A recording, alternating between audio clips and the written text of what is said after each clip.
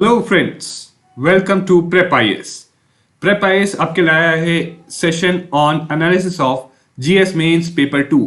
ये आप जानते होंगे कि 9 जैन को GS mains paper two conduct किया गया था और इस सेशन में हम देखेंगे इस पेपर का एनालिसिस। इस एनालिसिस में हम देखेंगे कि क्वेश्चंस कहाँ कौन से सेक्शन से आए थे, क्वेश्चंस का नेचर क्या था, क्या वो एनालिटिकल थे, क्या वो फैक्चुअल थे, और क्वेश्चंस की डिफिकल्टी कितनी थी, और लास्टली हम देखेंगे कि आपको क्या सीख लेनी चाहिए इस पेपर से। अगर आप अगले साल ये पेपर दे रहे हैं तो इस पेपर से व्हाट यू शुड लर्न, आपको क्या सीखना चाहिए और what things you should incorporate in your preparation, right. So इसलिए please do watch this session because it is very important. ये सेशन ये एनालिसिस जो पेपर के होते हैं previous year, it helps you align your preparation. ये आपको अपनी प्रिपरेशन सही डायरेक्शन में ले जाने में हेल्प करता है। सो let's start our analysis. First, let's have a plan of the session, what will be, how this session will be conducted. पहली चीज हम देखेंगे ओवरव्यू, राइट। पहले पूरे पेपर का ओवरव्यू देखेंगे, what is the overall difficulty, कौन से सेक्शन से सबसे ज्यादा क्वेश्चन आए थे और नेचर ऑफ क्वेश्चंस क्या था और करंट अफेयर्स का क्या रोल रहा है। उसके बाद हम करेंगे sectional analysis. Okay, so basically ये सेशन 3 पार्ट्स में डिवाइड होगा। एक पार्ट होगा पॉलिटी एंड गवर्नेंस के लिए, जहां हम पॉलिटी और गवर्नेंस के सारे क्वेश्चन एक साथ एनालाइज करेंगे। सिमिलरली इसी तरीके से हम सोशल जस्टिस और वेलफेयर और इंटरनेशनल रिलेशंस के सारे क्वेश्चन एक साथ एनालाइज करेंगे। और हम ये सारे क्वेश्चन एक साथ क्यों एनालाइज करेंगे, इसका पर्पस ये है कि जब आप पॉलिटी और गवर्नेंस के सारे क्वेश्चन एक साथ एनालाइज करोगे तो आपको एक बेटर आइडिया होगा कि पॉलिटी और गवर्नेंस सेक्शन से किस टाइप के क्वेश्चंस पूछे जा रहे हैं और आपको क्या पढ़ना चाहिए और क्या नहीं पढ़ना चाहिए, राइट।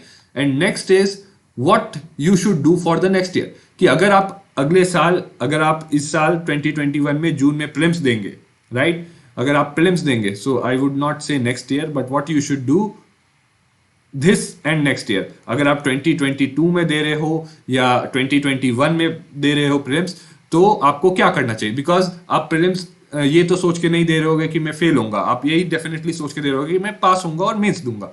तो इसीलिए अगर आपको अगले साल मेंस का जीएस पेपर 2 लिखना है तो क्या करना चाहिए, ओके, कि करंट अफेयर्स कितना इंपॉर्टेंट था और क्या सोर्सेस हमें पढ़नी चाहिए। So let's have a overview of the paper. अगर हम ओवरव्यू देखें तो it was moderate but lengthy, okay. The questions जो आए थे, डेफिनेटली एक दो क्वेश्चंस हमेशा ऐसे रहते हैं जो बहुत ही डिफिकल्ट होते हैं, बट ओवरऑल देखा जाए जो क्वेश्चंस आए थे it were of moderate difficulty अगर ओवरऑल एनालाइज किया जाए। सो इट सारे क्वेश्चंस मतलब ज्यादातर में कुछ ना कुछ लिखा जा सकता था, बट इसीलिए ये पेपर लेंथी बन जाता है। लेंथी बेसिकली इसको लिखने में बड़ा ही टाइम लगेगा, okay. And that's why lengthy paper को डील करने के लिए क्या सोल्यूशन होता है, आंसर राइटिंग प्रैक्टिस करना चाहिए, ओके। आप आंसर राइटिंग प्रैक्टिस कीजिए और अपना जो टाइम है कम, जो एक आंसर लिखने का टाइम है उसे मिनिमाइज करिए, okay. Next, the questions were analytical nature, okay. The questions simple और स्ट्रेट फॉरवर्ड नहीं थे कि एन्यूमरेट कर दीजिए या ये बताइए कॉजेस क्या हैं और उसके सोल्यूशन क्या है, but it required N analysis. It required कि आप अपना दिमाग अप्लाई कीजिए, क्वेश्चन को पार्ट्स में ब्रेक करके उसे समझिए और फिर उसका आंसर कीजिए। अगेन, एनालिटिकल टाइप के क्वेश्चंस को डील करने के लिए आपको चाहिए होता है आंसर राइटिंग। जितने ज्यादा आप आंसर्स लिखेंगे एनालिटिकल क्वेश्चन के, उतना ज्यादा आपका आंसर राइटिंग स्किल बढ़ेगा, उतनी इजीली एग्जाम में आप एनालिटिकल क्वेश्चंस को लिख पाएंगे। Next is the role of the current affairs. अगर देखा जाए तो करंट अफेयर्स इस बार बहुत ही इंपॉर्टेंट था। ज्यादातर question, most of the questions were directly और indirectly link to current affairs, okay. And that we will see कि हर एनालिसिस में आपको ऑलमोस्ट हर क्वेश्चन का कहीं ना कहीं एक करंट अफेयर्स लिंक रहता है, okay. Next is polity and governance section was the dominant section, okay. Polity and governance was the most dominant section, okay. It was worth 145 marks, okay. दोनों को मिला के 145 मार्क्स। तो अगर पेपर 2 आपको अच्छे से करना है तो ये सेक्शन को आपको अच्छे से करना ही होगा। You can not ignore this section. इस सेक्शन पे आप कम टाइम नहीं दे सकते, okay. So let's start the part one of our session on polity and governance. So जैसा कि मैंने बताया 145 मार्क्स एंड 11 क्वेश्चन से 20 में से 11 क्वेश्चन आए थे इधर। 7 क्वेश्चन 10 मार्कर के थे और 5 क्वेश्चन 15 मार्कर के थे, ओके। ये तो पॉलिटी का जो वेटेज या डिस्ट्रीब्यूशन था क्वेश्चंस एंड मार्क्स का। Now let's jump on to the questions. अब हम क्वेश्चंस देखते हैं। सो पहला क्वेश्चन क्या है, पहला क्वेश्चन कहता है there is need for simplification of the procedure for disqualification of persons found guilty of corrupt practices under the representation of people's act. Okay, so it's, and then it says comment. so basically representation of people act में ये जो RPA act है, अगर आप देखेंगे तो इसमें corrupt practices defined है, एंड द क्वेश्चन सेज कि जो करप्ट प्रैक्टिसेस में जो पर्सन्स डिस्क्वालीफाई होते हैं उनके लिए उनसे डील करने के लिए जो प्रोसेस है वो सिंप्लीफाई करने की जरूरत है, and it says that you need to comment on this. Okay, so let's see कि ये लाइक कमेंट, तो फिर अगर आपको कमेंट करना है तो पहले आपको बताना है कि ऐसा क्यों है, व्हाई इज द रीजन, ऐसे क्यों जरूरत पड़ गई कि हमें ये प्रोसेस सिंप्लीफाई करना पड़ रहा है. ओके, एंड उससे पहले भी इंट्रोडक्शन में आपको क्या करप्ट प्रैक्टिसेस हैं आरपीए के अंदर और कौन से आरपीए के सेक्शन के अंदर आती हैं वो पहले आप इंट्रोडक्शन में बताएंगे. फिर आप बताएंगे कि ऐसी क्या नीड है कि हमें वो प्रोसीजर सिंप्लीफाई करने हैं, और फिर लास्ट में आप सजेस्ट करेंगे कि कैसे उसको सिंप्लीफाई किया जा सकता है. सो बेसिकली 3 स्टेप है. पहले आप आरपीए में जो करप्ट प्रैक्टिस है वो बताएंगे. नेक्स्ट आप बताएंगे कि क्या क्यों नीड ऐसी अराइज हुई कि उनको सिंप्लीफाई करना है, कि क्या कमी रह गई है, और तीसरा फिर आप बताएंगे कि कैसे उसको सिंप्लीफाई कर सकते हैं. Okay, so let's move on. Let's see. So corrupt practices कहां लिखी हुई हैं आरपीए के अंदर? RPA section 123. ओके, सो अब आप पूछेंगे कि सी, ये आपके सिलेबस में था, salient features of representation of people act, ये था, और salient features of representation of people's act पे पिछले साल भी एक क्वेश्चन आया था, इस साल भी एक क्वेश्चन आया, राइट, और सिमिलर, ऑलमोस्ट सिमिलर थीम पे आया. पिछले साल सेक्शन 8 पे आया था, 2019 में सेक्शन 8 पे आया था आरपीए के. ओके, आप जाके देख सकते हैं. It was regarding the disqualification under RPA, under the section 8. Okay, इस बार है सेक्शन 123. इनफैक्ट जो पिछली बार आया था वो बहुत ही जेनरिक था, वो सेक्शन 8 और 123 दोनों इंक्लूड करता था, बट इस बार सिर्फ सेक्शन 123 पे आया, बिकॉज इट इज सेक्शन 123 जो डिफाइन करता है कि आरपीए के अंदर करप्ट प्रैक्टिसेस क्या है. सो क्या है आरपीए के अंदर करप्ट प्रैक्टिसेस? ब्राइबरी, किसको? वोटर्स को ब्राइब करना. वोटर्स को ब्राइब किया जाता है to vote for political parties, जैसे पैसे देते हैं या अल्कोहल डिस्ट्रीब्यूट करते हैं. सो ये एक करप्ट प्रैक्टिसेस है. अनड्यू इन्फ्लुएंस करना इलेक्टोरल प्रोसेस को, ये एक करप्ट प्रैक्टिसेस है. Promoting enmity between different communities, एक हेट प्रमोट करना दो कम्युनिटीज के बीच में. Appeal on the basis of religion, या रिलीजन, कास्ट, रेस और एनी अदर फैक्टर, राइट. तो अगर ये चीजें करोगे आप, ये तो बस एक इलस्ट्रेटिव लिस्ट है, इसके अलावा और एक दो चीजें हैं जो करप्ट प्रैक्टिसेस में आती हैं. सो अगर ये चीजें में कोई इंडल्ज करता है कैंडिडेट या उसका representative, so it is he stands liable to be disqualified under corrupt practices. और ऐसा क्यों रखा गया? बिकॉज आप देखेंगे ये सारी प्रैक्टिसेस अंडरमाइन करती हैं फ्री एंड फेयर इलेक्शन को, और अगर free and fair election undermine होता है तो हमारी डेमोक्रेसी अंडरमाइन होती है. ठीक है, सो लेट्स सी कि अब ऐसी क्या जरूरत पड़ गई, why the need for simplification, और इश्यूज क्या है आरपीए 123. तो देखा गया है कि अगर कोई भी कन्विक्ट हुआ है, अगर कोई करप्ट प्रैक्टिसेस में इंडल्ज करता है, सो इलेक्शन कमीशन नहीं डील कर सकता उसको, उसके लिए एक इलेक्शन पिटीशन जाएगी हाई कोर्ट के पास. और अगर आप जानते होंगे कि हाई कोर्ट में कितना टाइम लगता है, पहले तो ये प्रोसीजर ही कि एक इलेक्शन पिटीशन बना के हाई कोर्ट को भेजना ही काफी कॉम्प्लेक्स प्रोसीजर है, और फिर वहां जाके भी अगर एक उस पर डिसीजन लेते हैं तो आप जानते हैं हाई कोर्ट में कितनी पेंडेंसी है. सो बहुत ही टाइम टेकिंग है और कॉम्प्लेक्स है. So it is complex and time taking. Okay, it is complex and time taking. That's why we need to simplify it. Okay, next, अगली चीज ये है कि there is need to further widen कि corrupt practices क्या होता है section 123 RPA में, इसको और भी वाइड बनाना है हमें. ओके, क्योंकि अभी कई प्रैक्टिसेस ऐसी हैं जो डायरेक्टली उसके अंदर नहीं फॉल करती, but indirectly they can be said to be corrupt practices. And secondly, election commission of India जो मेन कॉन्स्टिट्यूशनल बॉडी है इलेक्शंस के लिए, जो वॉचडॉग ऑफ आवर डेमोक्रेसी है, it is not adequately empowered to deal with such corrupt practices, because क्यों? वो election petition के through जाता है before high court.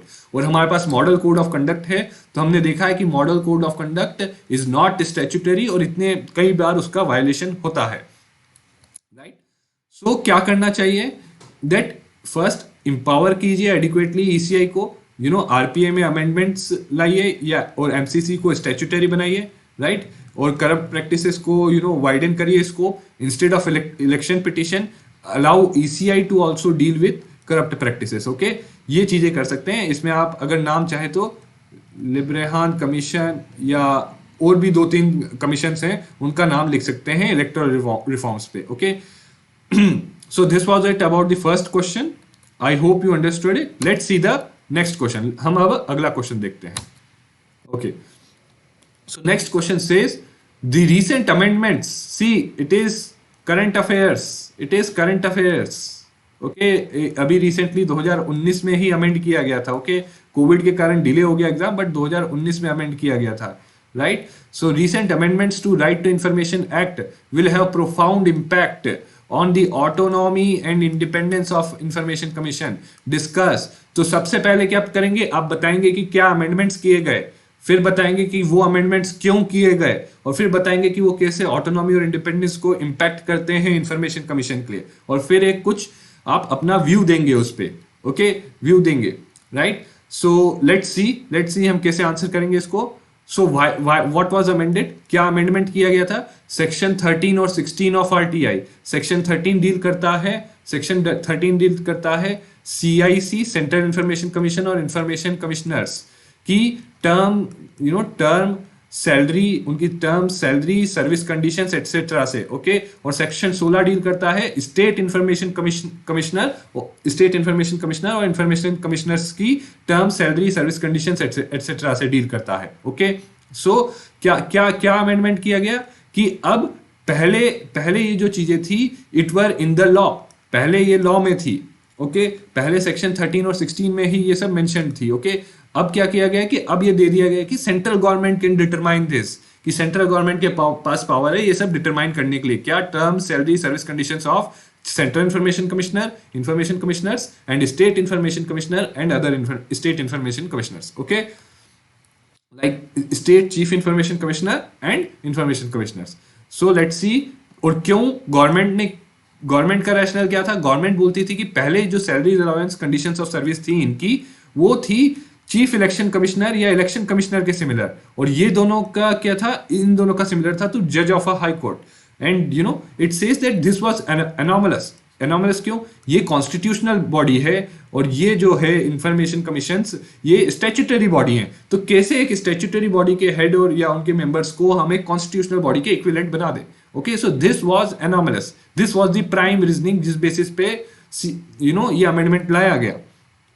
Okay, but let's see, आप ऑब्वियसली अभी तक आप अंडरस्टैंड कर सकते हो कि does it undermine the autonomy and independence? Yes. कैसे? Because it takes away the security of tenure. It security of tenure उनका चले गया, राइट? उनके ऊपर अब सेंट्रल गवर्नमेंट ये चीजें सैलरी वगैरह ये चेंज करके प्रेशर डाल सकता है इंफॉर्मेशन कमिश्नर्स पे या चीफ इंफॉर्मेशन कमिश्नर्स पे। और ऑल्सो एक और चीज है कि ये इस पोस्ट का जो है ऑरा रिड्यूस कर देता है, right? It reduces the aura of this post. तो इसीलिए कई जो अच्छे इंडिपेंडेंट और इंटीग्रिटी के साथ जो लोग होते हैं वो क्या पता इसमें नहीं आए। Okay, so it could make it susceptible to influence. So ये आपका कंक्लूजन रहेगा, ये कंक्लूजन नहीं, ये आपका बॉडी पार्ट में ही रहेगा। And in conclusion you could say that what we need is to further strengthen and empower the information commissioners. So और एक और इशू था इस अमेंडमेंट एक्ट के साथ, एक और इशू था कि कंसल्टेशन नहीं थी इस पे। सो यू कुड ऑल्सो राइट कि जब भी ऐसे क्रिटिकल अमेंडमेंट्स किए जाते हैं इंपॉर्टेंट ये आरटीआई जैसे एक्ट को, तो it should B widely consulted. Okay, ये आपका कंक्लूजन हो सकता है। सो आई होप आप अंडरस्टैंड कर गए होंगे। And it was a 10 marker, तो इसमें ज्यादा लिखने की गुंजाइश नहीं थी। It was a 10 marker question, इतने में आपका आंसर हो जाता। Okay, let's see the next question.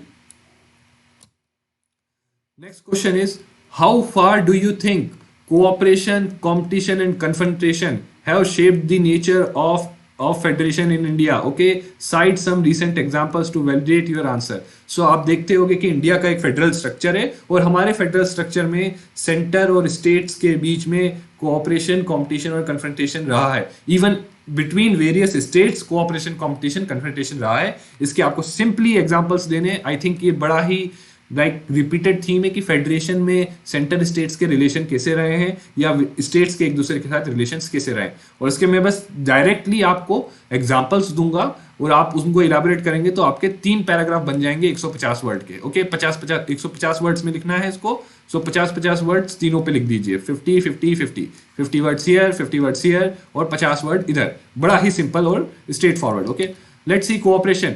Cooperation का सबसे बढ़िया एग्जांपल है जीएसटी काउंसिल। क्यों?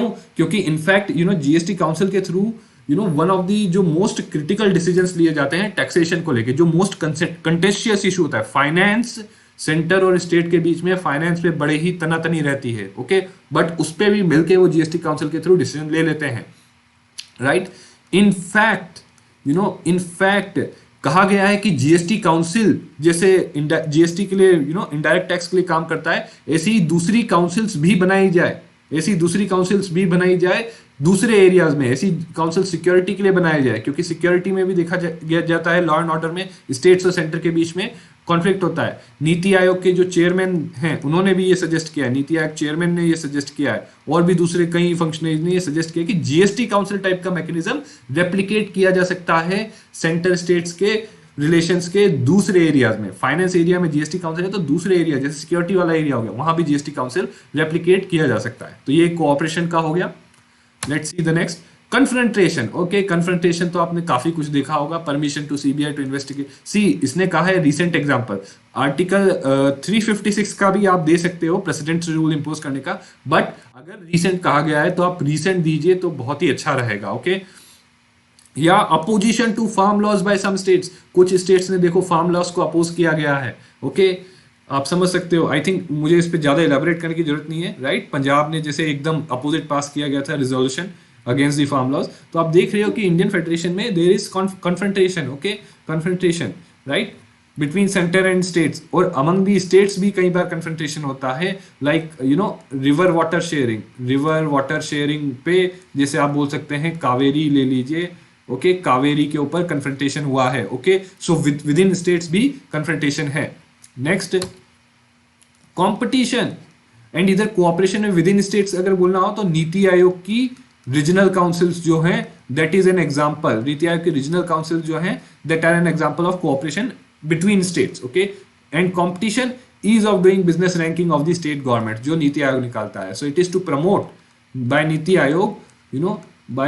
आयोग, so it is to promote competition between states in economic sphere। ऐसे ही स्कूल एजुकेशन पे निकालता है, ऐसे ही हेल्थ पे निकालता है NITI Aayog index. So all these indexes are to promote competition. So आप देख सकते हैं कि अब कंपटीशन आ रहा है, राइट। और स्टेट्स भी अपनी वाइब्रेंट गुजरात इन्वेस्टर सबमिट करते हैं, वाइब्रेंट गुजरात, सिमिलरली वेस्ट बंगाल भी करता है to attract the investments. So बड़ा ही सिंपल क्वेश्चन था ये, आई थिंक आप समझ गए होंगे कि कितना क्लियर थीम था इसका, right. Let's see the next question. Now this is a odd ball.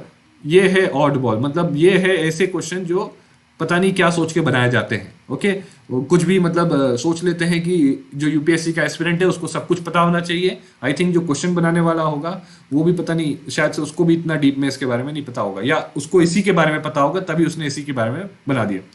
So anyway, let's see the question. So it says the judicial system in India and UK seem to be converging and diverging in recent times. Okay, highlight the key points of convergence and divergence between two nations in terms of their judicial practice.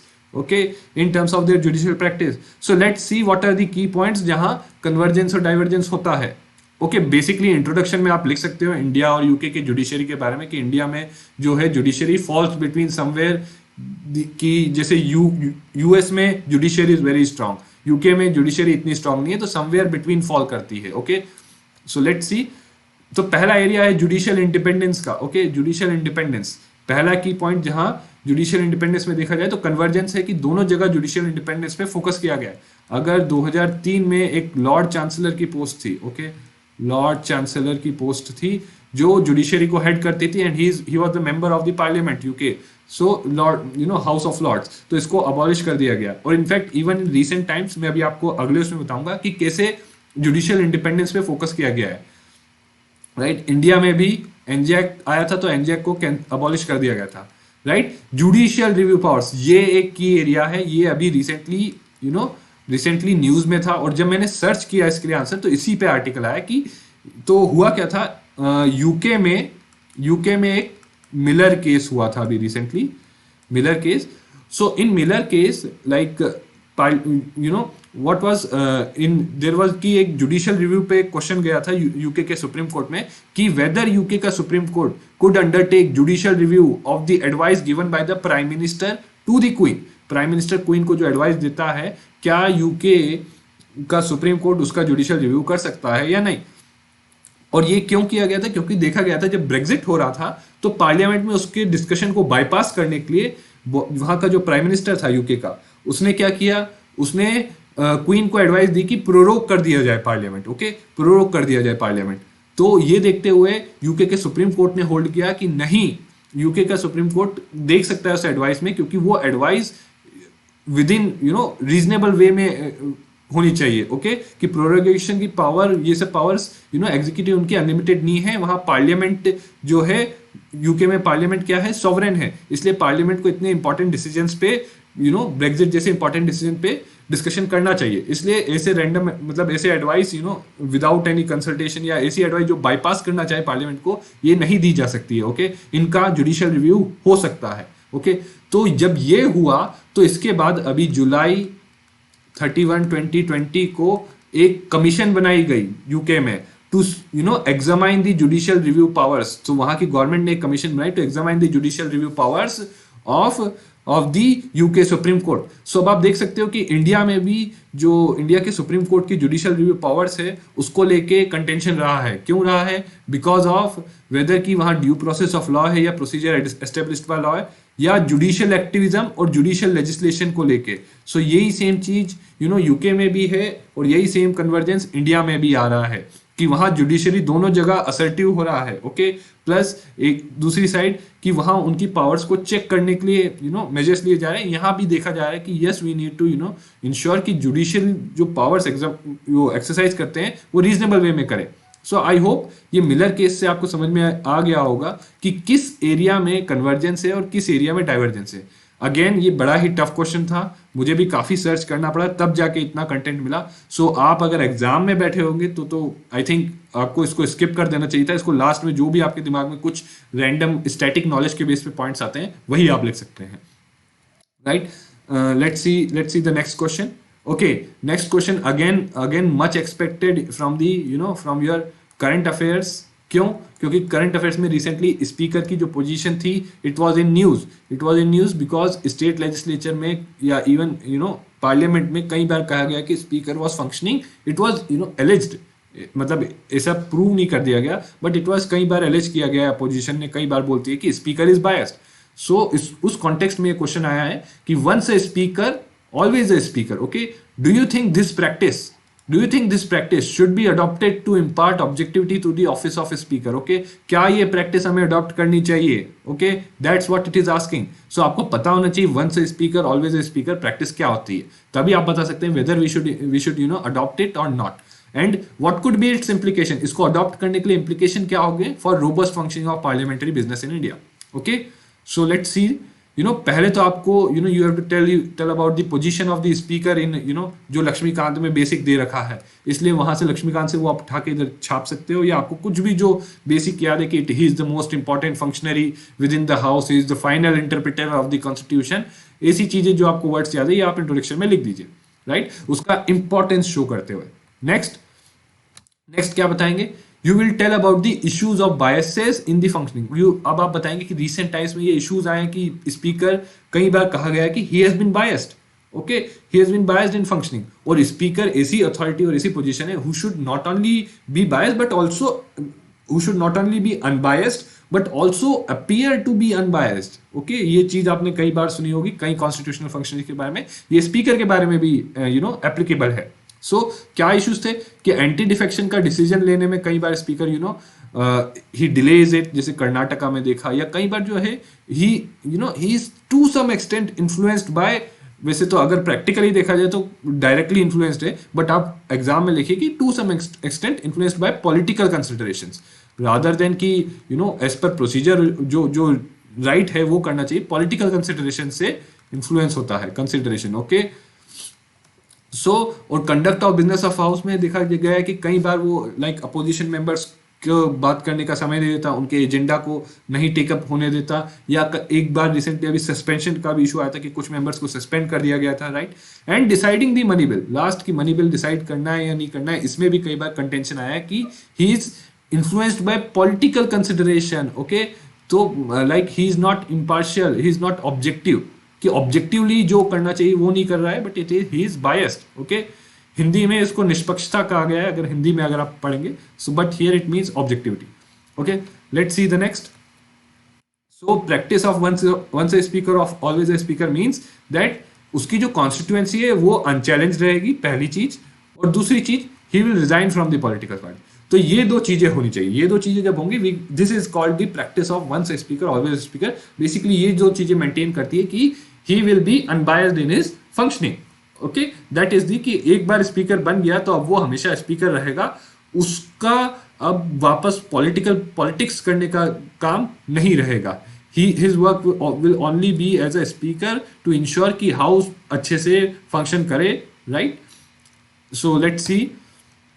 So implications, अब आप खुद ही सोच सकते हैं कि yes it will help in imparting the objectivity, you know. अगर ऐसा किया जाएगा तो डेफिनेटली वो पॉलिटिकल कंसिडरेशन से शील्ड हो जाएगा टू सम एक्सटेंट। ऐसा यूके के पार्लियामेंट में होता है, ओके, यूके के पार्लियामेंट में होता है। And you know it further ensures कि नॉट ओनली कि स्पीकर का office like you know unbiased है, but it also appears to be unbiased, okay. So एक ट्रस्ट भी बनाएगा अपोजिशन पार्टी का on the office of speaker, further strengthen होगा। और जब यू नो उनका ट्रस्ट स्ट्रेंथन होगा तो अपोजिशन के जो मेंबर्स हैं कई बार वो डिसरप्शन करने में जब जाते हैं वो डिसरप्शन नहीं करेंगे, अगर उनका ट्रस्ट रहेगा कि यस स्पीकर इज अनबायस्ड और हमारी बात सुनेगा, सो वो डिसरप्शन में नहीं इंगेज होंगे। सो इससे क्या होगा, पार्लियामेंट और इफेक्टिवली फंक्शन कर पाएगा, ओके, और अच्छे डिबेट्स डिस्कशन होंगे, okay. So that is how it will help in robust functioning of parliamentary business. So I hope this was clear to you. Let's see the next question. So again, this was question on civil services, okay, role of civil services, okay, role of civil services in democracy. And it says institutional quality is crucial driver of economic performance, okay. So what do you understand, बड़ा complicated लग रहा है, but basically institution means institutions of the government या institutions of governance, okay. And civil services is an institution, okay, civil services is called an institution. So it says कि अगर हमारी civil services good quality की होगी तो it will lead to economic performance, right. So that's how you will say. और अगर आपको इसको कहीं ना कहीं इंट्रोडक्शन में जस्टिफाई करना है, इसको एक्सप्लेन कर देना इंट्रोडक्शन में with an example, explain with an example, okay.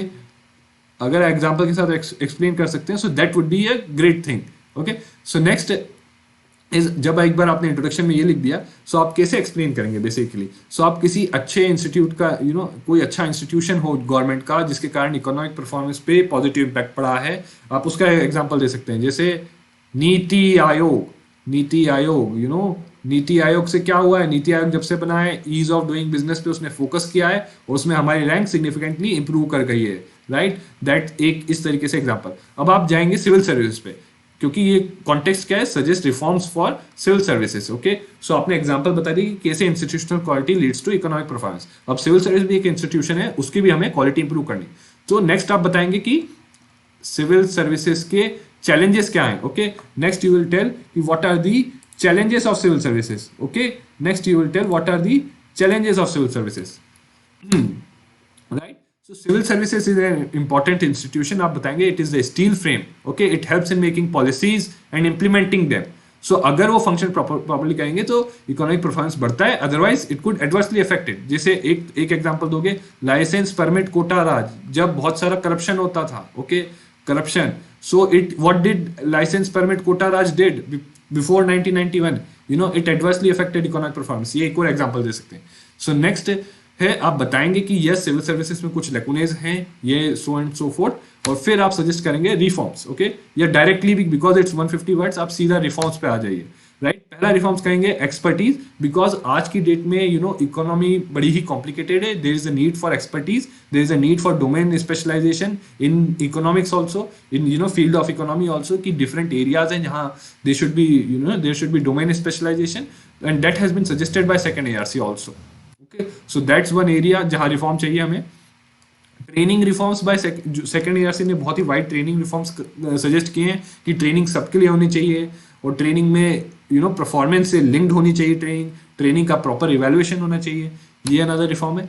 Again ये और भी इंपॉर्टेंट रिफॉर्म है, in fact this is the most important reform, कि सिविल सर्वेंट्स की अकाउंटेबिलिटी रिजल्ट्स के लिए होनी चाहिए, ना कि रूल्स के लिए। Accountability for results and not rules, कि रूल्स फॉलो करने के लिए नहीं होनी चाहिए, नॉट रूल्स बट रिजल्ट्स के लिए अकाउंटेबिलिटी होनी चाहिए। और इस पे भी एक comprehensive performance management system second ARC ने बोला है, राइट। सो अकाउंटेबिलिटी सिविल सर्वेंट्स की रिजल्ट्स के, एंड इनफैक्ट इकोनॉमिक परफॉर्मेंस के लिए तो इकोनॉमी में हम हमेशा रिजल्ट्स ही देखते हैं, ओके। सो रिजल्ट्स पे होनी चाहिए। नेक्स्ट, इंटीग्रिटी एंड वैल्यूज भी चाहिए सिविल सर्विसेज को। क्यों? हमें करप्शन चेक करना है। करप्शन अगर आप बोले तो 2G घोटाला हुआ था या कोल स्कैम हुआ था, उससे आप देख सकते हैं कोल स्कैम से कितना नुकसान हुआ था इनसे, ओके। और वो नुकसान के कारण हमारा इकोनॉमिक परफॉर्मेंस भी डाउन गया था, ओके। ये एग्जांपल अगर आप साइड कर देंगे तो बहुत ही अच्छा आंसर बन जाएगा आपका। नेक्स्ट, लेटरल एंट्री, ताकि प्राइवेट सेक्टर से लोग आ पाए, तो वो प्राइवेट सेक्टर का पर्सपेक्टिव जो है वो ब्रिंग कर सकते हैं। इससे बेटर इकोनॉमिक पॉलिसी मेकिंग होगी जो प्राइवेट सेक्टर की नीड्स को टेक कंसिडरेशन में लेगी। और competition at higher level of the post, अभी क्या है, जो आईएएस हैं उन लोगों के लिए बड़ा ही, क्या बोल सकते हैं कि बड़ा ही इजी पाथ है, ओके। वो बढ़ते जाते हैं आगे, आईएएस के साथ कोई और सर्विस का कंपटीशन ही नहीं है। अगर हायर जो पोस्ट है, सेक्रेटरी की पोस्ट है, ये पोस्ट है, आईएएस को टाइम बाउंड प्रमोशन मिलता है। So that's why there is no competition for them, okay, at higher levels, okay. So that's why we need कि एंट्री पे तो बहुत ही जबरदस्त आईएएस बनने के लिए तो बहुत जबरदस्त कॉम्पिटिशन है, बट एक बार आप आईएएस बन गए तो उसके बाद कोई कॉम्पिटिशन नहीं है, right.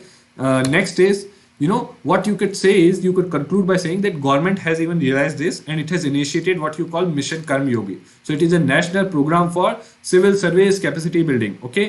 With this you can conclude, right. So let's see the next question.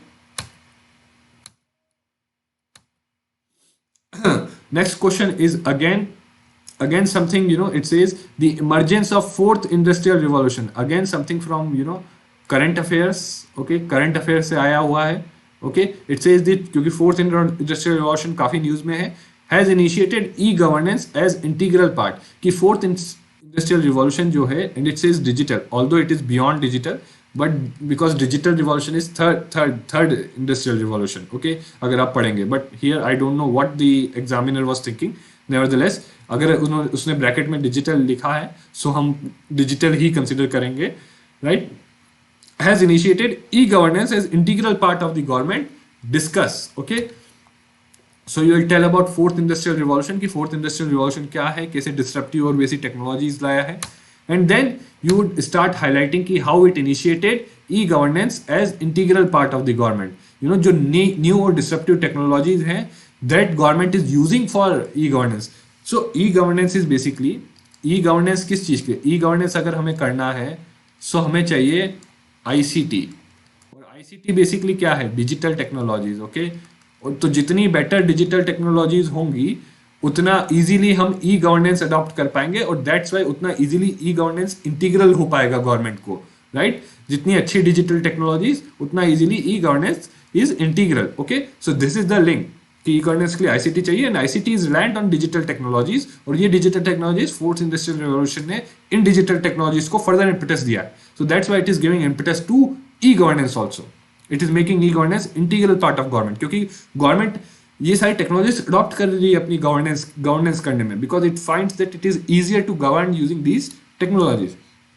Example, 4G, 5G, और optical fiber connectivity, optical fiber, Bharat net programme, Bharat net आप लिख सकते हैं, भारत नेट और digital India to bridge the digital divide.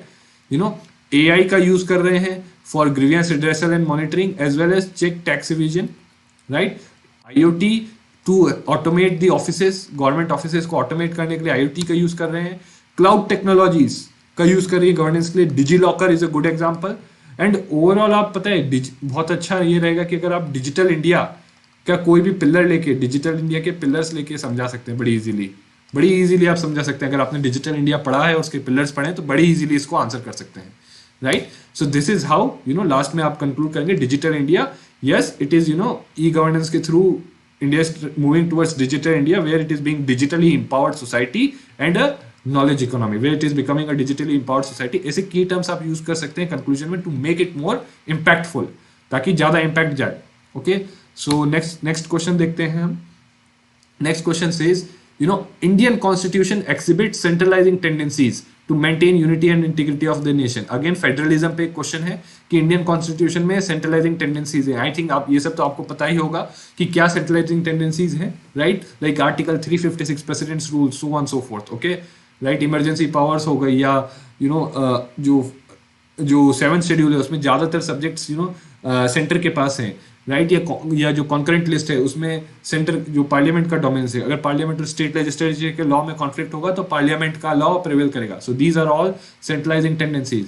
Plus parliament is also empowered to legislate in state list under certain circumstances. So ये सब centralising tendencies है. तो it says elucidate this centralizing tendency in the perspective of Epidemic Disease Act, Disaster Management Act and the Farm Acts. Again, please see current affairs में अगर आप पढ़ा होगा कि जब कोविड लॉकडाउन हुआ था, ये दोनों एक्ट्स काम में आए थे. कोविड लॉकडाउन में सेंट्रल गवर्नमेंट ने एपिडेमिक डिजीज एक्ट और ये दोनों एक्ट यूज किए गए थे. Okay, in fact epidemic disease act में देयर वाज अमेंडमेंट किया गया था रिसेंटली, ऑर्डिनेंस के थ्रू अमेंडमेंट किया गया था. ओके, और फार्म एक्ट्स जो हैं वो भी रिसेंटली पास किए गए हैं. सो क्या सेंट्रलाइजिंग टेंडेंसी है? Let's see. in general start with the centralizing tendency and rationale for it. Rationale again क्या है? To maintain unity and integrity, right? And let's then directly highlight the centralizing element in Epidemic Disease Act. जैसे अगर आपने पढ़ा होगा current affairs में कि एक ऑर्डिनेंस लाके एपिडेमिक डिजीज एक्ट को अमेंड किया गया था, और प्लस इसमें सेंट्रल गवर्नमेंट के पास पावर्स हैं. क्या पावर्स हैं? लोगों को डिटेन करने की. अगर कोई पोर्ट से आता है, पहले क्या था, ओरिजिनली था कि सिर्फ पोर्ट से कोई पर्सन आता है तो सेंट्रल गवर्नमेंट के पास पावर है कि अगर एक कोई एपिडेमिक को प्रिवेंट करने के लिए उसको डिटेन कर सकता है, पोर्ट्स. बट बाद में क्या कहा कि पोर्ट मतलब किसी भी चीज से वो ट्रैवल कर रहा हो, पोर्ट हो या एयरपोर्ट हो या रेलवे हो या बस हो, किसी भी चीज से the central government has power to detain or restrict his travel. Okay, and ultimately this power to prevent and contain epidemic diseases like COVID-19. Okay, इसके थ्रू आप हाईलाइट कर सकते हो कि सो देख रहे हो कि ये चीजें जो रहती हैं कि ट्रांसपोर्टेशन विद इन वो स्टेट लिस्ट में है कि ट्रांसपोर्टेशन को रिस्ट्रिक्ट करना है, so on so forth. This is in state list. But centre को क्योंकि ऐसी चैलेंजेस आए हैं to maintain unity and integrity of the nation की अगर सब अपना अगर इसमें सब एक यूनिफाइड रिस्पॉन्स नहीं होता कोविड के, कि अगर कुछ स्टेट्स बोलते कि नहीं, जैसे यूएस में हुआ था. यूएस में क्या हुआ था कि कुछ स्टेट्स ने कहा कि नहीं हम लॉकडाउन नहीं करेंगे और कुछ स्टेट्स ने कहा हम करेंगे. तो हुआ क्या था कि वहां अभी आप देख सकते हो कोविड की सिचुएशन क्या है. सो इंडिया में ऐसी सिचुएशंस अवॉइड करने के लिए सेंटर को पावर दी गई है. ओके, और सेंटर को एक सेंट्रलाइजिंग टेंडेंसी है इंडियन कॉन्स्टिट्यूशन में. ओके, और ये कई एक्ट्स के थ्रू और कॉन्स्टिट्यूशन में भी है और एक्ट्स के थ्रू भी एम्पावर किया गया है. जैसे एपिडेमिक डिजीज एक्ट में मैंने आपको बताया. Same is case for disaster management act की एक नेशनल अथॉरिटी बनाई गई है, राइट? और national executive committee, national authority national executive committee बनाई गई है for disaster managing disasters in the whole country की पूरी ब्रॉड पॉलिसी क्या होनी चाहिए, ताकि एक बेसिकली सेंटर को पावर क्यों दी जा रही है, ताकि अगर कोई डिजास्टर आए, इनफैक्ट कोविड-19 में ये इस एक्ट का भी यूज किया गया था, सो ताकि कोई भी ऐसी इमरजेंसी सिचुएशन आए सो उसको अच्छे से हैंडल कर पाए, राइट? सो दैट कई बार डिजास्टर्स के कारण यूनिटी और इंटीग्रिटी पे भी इंपैक्ट हो सकता है नेशन के. ओके, सो अगर कोई डिजास्टर आता है तो उसको अच्छे से हैंडल करने के लिए सेंटर को एम्पावर किया गया, क्योंकि centre is more resourceful.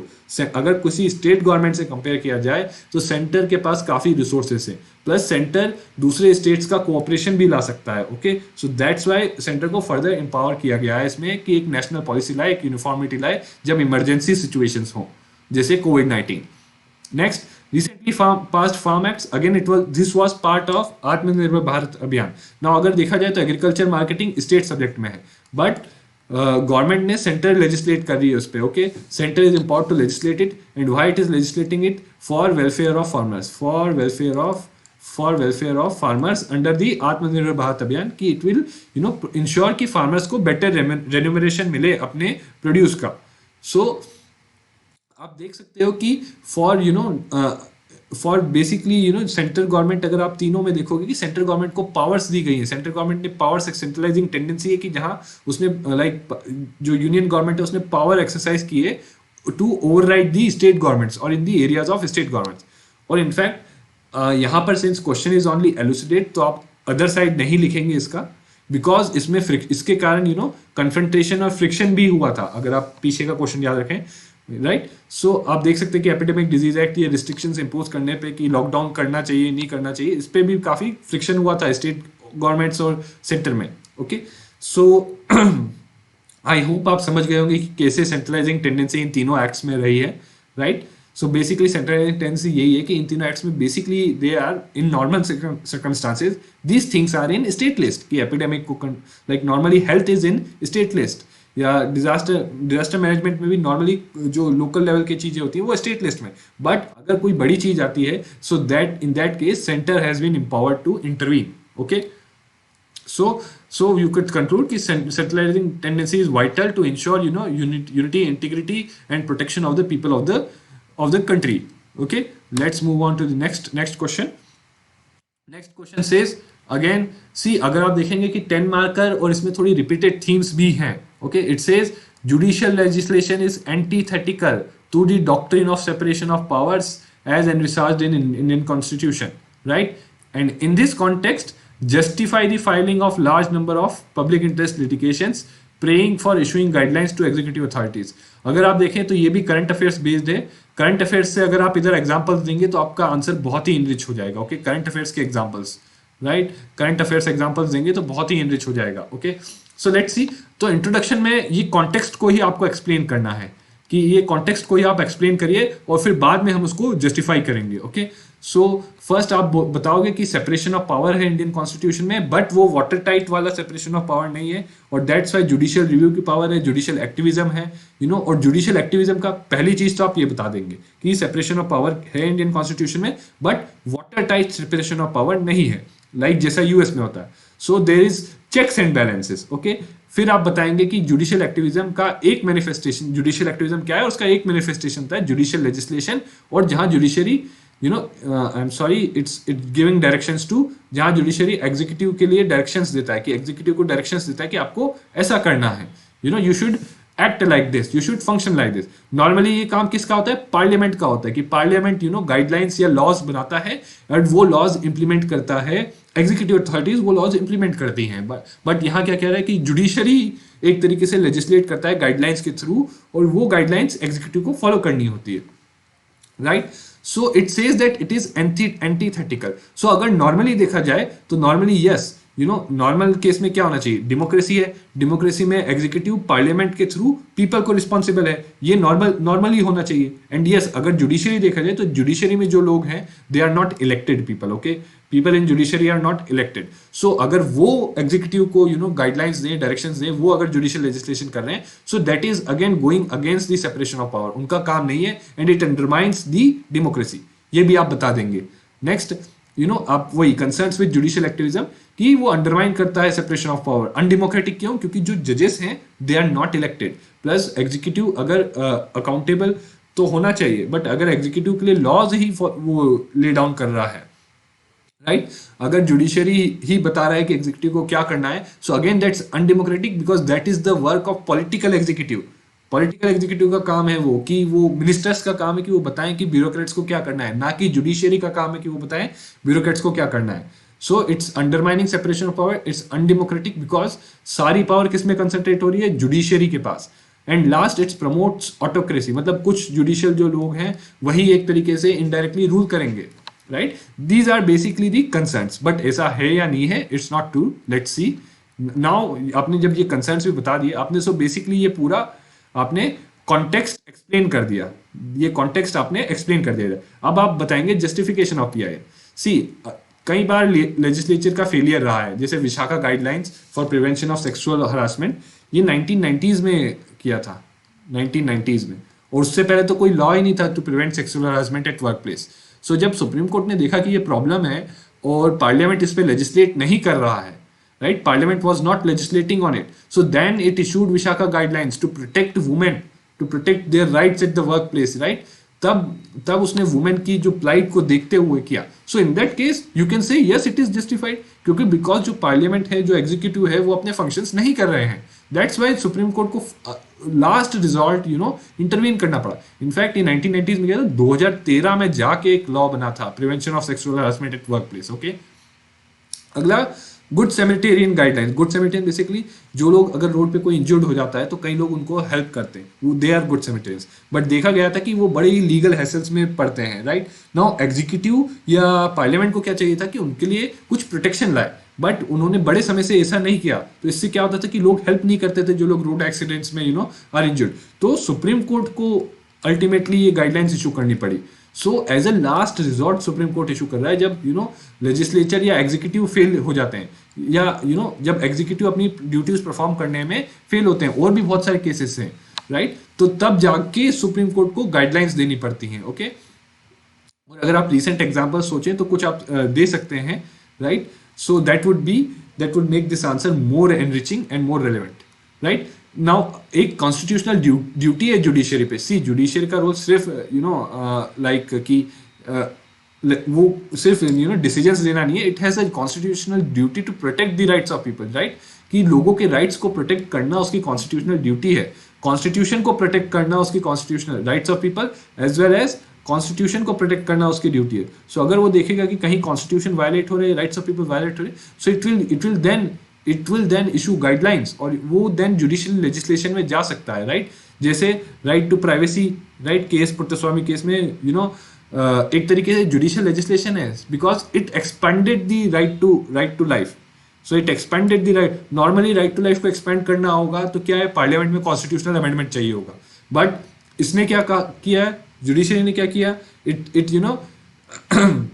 expanded it without expanded it through judicial activism. This is judicial activism, right? और freedom of speech अगर section 66A of IT Act को IT Act को strike down किया गया था सुप्रीम कोर्ट के द्वारा. क्यों? Because it was in conflict with freedom. So this is example कि कैसे judicial review की power use करके it is indulging in it is undertaking judicial legislation because it is needed. It is needed, okay? It is needed to fulfill its duty to protect the rights of people, to protect the constitution, right? And lastly, it has the constitutional goal also uska hai, social justice. That's the idea behind PIL. PIL का पूरा idea he, ultimate idea he is to ensure social justice. क्योंकि कई जो weak, marginalized और vulnerable sections हैं, they on themselves cannot approach judiciary. So that's why it diluted locus standi कि कोई भी judiciary के पास जा सकता है for a public interest litigation for welfare and social justice. okay, ये बेसिक रीजनिंग थी. और ये कहाँ से मिला है, ये आप लक्ष्मीकांत अच्छे से पढ़ेंगे तो ये सब चीजें आपको समझ आ जाएंगी. ओके, सो इतना टफ नहीं है, इतने सोर्सेस आपको वाइड नहीं रखने, बस लक्ष्मीकांत और करंट अफेयर्स की कोई एक सोर्स पढ़नी है. राइट, सो ये आपका constitutional goal to ensure social justice. Okay, next let's see. So you could conclude कि जब तक अबाउ ऑब्जेक्टिव्स ऑफ पीआईएल जब तक ये सारे अबाउ ऑब्जेक्टिव्स हैं पीआईएल के, जब तक ये फुलफिल हो रहे हैं, सो इट इज जस्टिफाइड. जब तक इनके परसुएंस में करेगा, सो it is justified for judicial legislation. But also इसके साथ आप लिखिए कि judiciary should exercise judicial restraint भी एक्सरसाइज करना चाहिए. Let's see the next question. So next question is on local bodies. So it says the strength and sustenance of local institutions in India has shifted from formative phase of functionaries and funds to contemporary stage of functionality. Okay, हमेशा देखा गया है कि पहले question आया है कि ये तीन चीजें जो हैं फंक्शंस एंड फंक्शनरीज ये डिवॉल्व नहीं किए जाते थे, ये फॉर्मेटिव स्टेज था. ओके, बट अब आज की डेट में उनके जो राइट इश्यूज हैं they are related to functionalities. आज की डेट में अब हमारा फोकस है फंक्शनैलिटी पे. सो बेसिकली क्या है फंक्शनैलिटी का मतलब, यही समझना पड़ेगा पहले to answer this. Okay, so it says the critical challenges हमें हाईलाइट करने हैं जो लोकल इंस्टीट्यूशन फेस करते हैं in terms of functionality in recent times. So you will tell about local institutions, 73rd and 74th Constitutional Amendment Act, and which is them as local self-governance institutions. Okay, right? उसमें और भी आप लिख सकते हैं to plan for social development and economic growth. Okay, next कि formative phase के बारे में बताएंगे कि 3 Fs थे और लैक ऑफ डिवोल्यूशन एक बेसिक प्रॉब्लम थी. अभी सिग्निफिकेंट डिवोल्यूशन हो गया है, although still there is further scope DI index के according DI index 2015 there has been significant devolution, although there और प्लस 2015 के बाद और भी डिवोल्यूशन किया गया है, but still there is further scope, right. अब आप ये पूरा लाइक इलेबरेट करेंगे कि फॉर्मेटिव स्टेज में 3Fs क्या होते हैं, राइट, व्हाट इट मींस कि फंक्शंस डिवॉल्व करना मतलब कि एक लॉ के थ्रू फंक्शंस डिवॉल्व किए जाए, उनको more and more that are under ninth and दो schedules, ninth and sorry that are under 11th and 12th schedule functionaries की, उनको उनके खुद के फंक्शनरीज में फंड्स की ज़्यादा से ज़्यादा फंड्स उनको डिवॉल्व किए जाए, right. This is all about the formative because this is the basic base, this forms the base, 3Fs from the base of our local bodies, okay. But आज की डेट में अब कंटेम्प्रेरी फेज में ये काफी कुछ डिवॉल्व किया गया है, ऑल्दो स्कोप स्टिल है, बट फंक्शनैलिटी मीन्स हियर कि अब जो उनको फंक्शंस डिवॉल्व कर दिए गए, जो उनको फंड्स दे दिए गए, are they able to use it properly, are they able to use it for the for ensuring कि प्रॉपर लोकल सेल्फ गवर्नमेंट्स हो रहा है, फॉर लोगों का बेनिफिट हो रहा है, are they able to use it for that. So let's see कि उसमें क्या चैलेंजेस हैं, there is lack of capacity of ER basically elected representative. So अगर funds भी दे रही है, functions भी दे रही है, functionaries भी दे रही है, but जो elected representatives हैं अगर वो अनपढ़ हैं या राइट या उनको they do not know how to govern, या उनकी कैपेसिटी नहीं है कि वो समझ पाए कि क्या डॉक्यूमेंट्स हैं, ये सब हैं जो पंचायत के हैं, सो ऑब्वियसली वो अपने जो एग्जिस्टिंग फंक्शंस है वो भी अच्छे से नहीं परफॉर्म कर पाएगा, right. There would be there would be wastage of funds या misuse होगा funds का, okay। next, lack of proper functioning of state finance commission and district planning committees, ये दो important bodies हैं, अगर ये दो important constitutional bodies function करेंगी properly तभी जो local bodies हैं उनका functioning और meaningful होगा और strengthen होगा, right, because state finance commission के ऊपर depend करता है कि कितना पैसा इनको मिलता है, right, कि how much money does the local bodies get depends on the functioning of state finance commission। But देखा गया कि state finance commission की functioning एक तो regularly constitute नहीं करते state finance commission, दूसरा जब constitute करते हैं तो reports ऐसी ही होती हैं, उनकी इतनी अच्छी क्वालिटी की नहीं होती। district planning commissions अगेन कई बार देखा गया कि इनका फंक्शन क्या है कि ये सारे प्लान्स को कंसोलिडेटेड प्लान बनाए एक अच्छा सा, right, integrated and consolidated plan, right, पूरे डिस्ट्रिक्ट के लिए सारे लोकल बॉडीज के प्लान को मिला के। बट देखा क्या गया है कि ये जो डीपीसीज हैं ये काम नहीं कर पाते हैं। क्यों नहीं कर पाते हैं? बिकॉज कई पैरास्टेटल एजेंसीज हैं, मतलब कई पैरेलल बॉडीज हैं जो इसके फंक्शंस में इंक्रोच करती हैं। So there is basically problem की कई बॉडीज इसके फंक्शन में इंक्रोच करती हैं। The same is the problem with local bodies की कई अभी एग्जिस्टिंग पैरेलल बॉडीज भी बची हैं जो उनकी एरियाज में इंक्रोच करती हैं। नेक्स्ट, नॉन रेगुलर इलेक्शंस और वायलेंस होते हैं इलेक्शंस में, सो दैट ऑल्सो फंक्शनैलिटी को रिस्ट्रिक्ट करता है लोकल बॉडीज की। लैक ऑफ फंड्स, अगेन ये एक मेजर इशू है। सी डिवॉल्यूशन ऑफ फंड्स एक अलग बात हो गई और जो एग्जिस्टिंग फंड्स हैं वो एक अलग बात हो गई। मान लीजिए डिवॉल्यूशन में अब आप जानते होंगे कि अर्बन लोकल बॉडीज को पावर है प्रॉपर्टी टैक्स लगाने के लिए, बट एक रिपोर्ट के अकॉर्डिंग इकोनॉमिक सर्वे में प्रीवियस ईयर के कि लाइक ओनली 5 to 20% ही जो पोटेंशियल प्रॉपर्टी टैक्स है वो कलेक्ट किया जाता है urban local bodies. So that's why urban local bodies are financially stressed. Okay, so that's an issue of functionality कि उनके पास फंक्शन है, वो कलेक्ट कर सकते हैं प्रॉपर्टी टैक्स बट वो कलेक्ट नहीं कर पा रहे हैं। Okay, that's an issue of functionality, right. Corruption is another and inefficiency. Okay, आप देख सकते हैं कि म्युनिसिपल बॉडीज में कितना करप्शन होता है और कितने इनएफिशिएंट होते हैं वो, राइट, कि कई बार आप देख सकते हैं कई इश्यूज होते हैं। ऑल्दो सारी म्युनिसिपल बॉडीज ऐसी नहीं होती हैं, some are better. Next, let's see lack of cooperation from state administration, कि कई बार स्टेट एडमिनिस्ट्रेशन का कोऑपरेशन नहीं होता लोकल बॉडीज को, so that also undermines their functionality.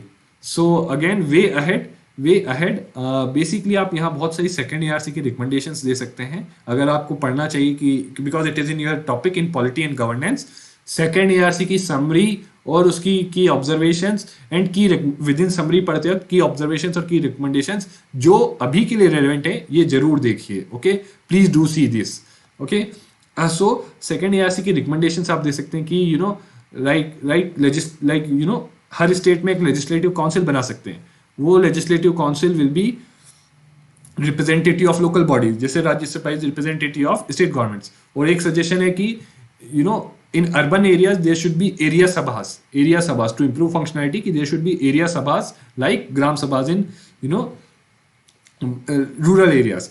And एक और सजेशन ये है कि जो रूरल एरियाज में ग्राम सभा है उनके साइज को रैशनलाइज करना है ताकि उनका साइज प्रॉपर रहे। Okay, this is another suggestion, right. So ऐसे बहुत सारे सजेशन है सेकेंड ईआरसी के जो आप यहाँ सजेस्ट कर सकते थे, right. Let's see the next question. Now, next question is on Rajya Sabha. That Rajya Sabha has been transformed. Rajya Sabha has been transformed from useless stepney tire to most useful supporting organ in past few decades. Past few decades. Okay, आपको examples पता होने चाहिए. Highlight the factors as well as the areas in which this transformation could be visible. So एक बड़ी ही वैसी theme है कि how useful is Rajya Sabha. Right, ये बड़ी ही प्रिवेलेंट थीम है। कई बार बोलते हैं कि इट इज़ वेरी यूजफुल, कई बार बोलते हैं it is less useful, but अगर आप देखें तो इन जनरल देयर है राज्यसभा की काफ़ी यूटिलिटी है। It is a revisory house, it is house of elders, right, it gives representation to states. Basically ये तीन चीज़, रिवाइजरी की कोई हिस्ट्री लेजिस्लेशन को चेक करता है, house of wisdom again impart करता है, विजडम इम्पार्ट करता है कि प्रॉपरली वेल डेलिबरेटेड लेजिस्लेशन हो, और स्टेट्स का रिप्रेजेंटेशन की स्टेट्स की बात यहाँ सुनी जाती है। इसके साथ साथ share the burden of Lok Sabha, share the burden of Lok Sabha. कई चीजें, क्योंकि लोकसभा इतने सारे इश्यूज से डील करता है, पूरे नेशन के इतने सारे इश्यूज होते हैं, इतने सारे मैटर्स होते हैं, राइट, गवर्नमेंट को स्क्रूटनाइज भी करना होता है। सो लोकसभा का जो बर्डन होता है, मतलब बेसिकली कई फंक्शंस वो भी परफॉर्म करता है। ओके, सो जो जैसे लाइक लॉ मेकिंग में कमिटीज में उसके भी मेंबर्स होते हैं, या अकाउंटेबिलिटी में उसके भी मेंबर्स होते हैं, कमिटीज में to hold the executive accountable उसके भी मेंबर्स होते हैं, राइट। सो लेट्स सी कि यूजलेस स्टेपनी टायर क्यों कहा गया। सो पहले देखा गया था कि से कोई पावर नहीं है मनी बिल में, राइट। आप देखते होंगे कि राज्यसभा में hardly any power, members directly elected नहीं है, right. Politically defeated persons appoint कर लिए जाते थे या नॉमिनेट कर लिए जाते थे राज्यसभा को, कि जो लोग नॉर्मली लोकसभा का इलेक्शन कंटेस्ट करके नहीं आ सकते, वो कई बार ऐसे पर्सन्स को दे आर नॉमिनेटेड या इलेक्टेड टू राज्यसभा, राइट। और कई बार देखा गया कि जब रूलिंग पार्टी के पास मेजोरिटी है तो both houses majority in both houses it becomes a rubber stamp. और ये काफी समय से चले जा रहा था कि अगर दोनों हाउसेस में मेजोरिटी है, अगर दोनों हाउसेस में रूलिंग पार्टी की मेजोरिटी है तो Rajya Sabha was a मियर rubber stamp. Okay, so now area of transformation देखा गया कि रिप्रेजेंटेशन ऑफ स्टेट्स, ये देखा गया कि कहीं जो रिप्रेजेंटेशन ऑफ स्टेट्स के एरिया में इट हैज ट्रांसफॉर्म। अब स्टेट्स बहुत लाइक इस फंक्शन में राज्यसभा काफी इंपॉर्टेंट हो गया, क्योंकि स्टेट्स कई बार अपनी डिमांड्स यहाँ प्रेजेंट करते हैं। सबसे अच्छा एग्जांपल है तेलंगाना का। तेलंगाना का फॉर्मेशन के लिए काफी प्रोटेस्ट और डिबेट हुआ था राज्यसभा में। Okay, and it is last few decades, तो ये 2013 या 14 में हुआ था। ओके, ऐसे ही दूसरे कई एग्जांपल्स हैं, कई एरियाज हैं जहाँ स्टेट गवर्नमेंट्स ने अपना पॉइंट रखने के लिए राज्यसभा का यूज किया है। Okay, scrutiny of bills and executive action, certainly कई कमिटीज बनी है, उसमें राज्यसभा के कई मेंबर्स होते हैं, they examine it. In fact formation of government में देखा जाए तो our former prime minister Manmohan Singh was from Rajya Sabha.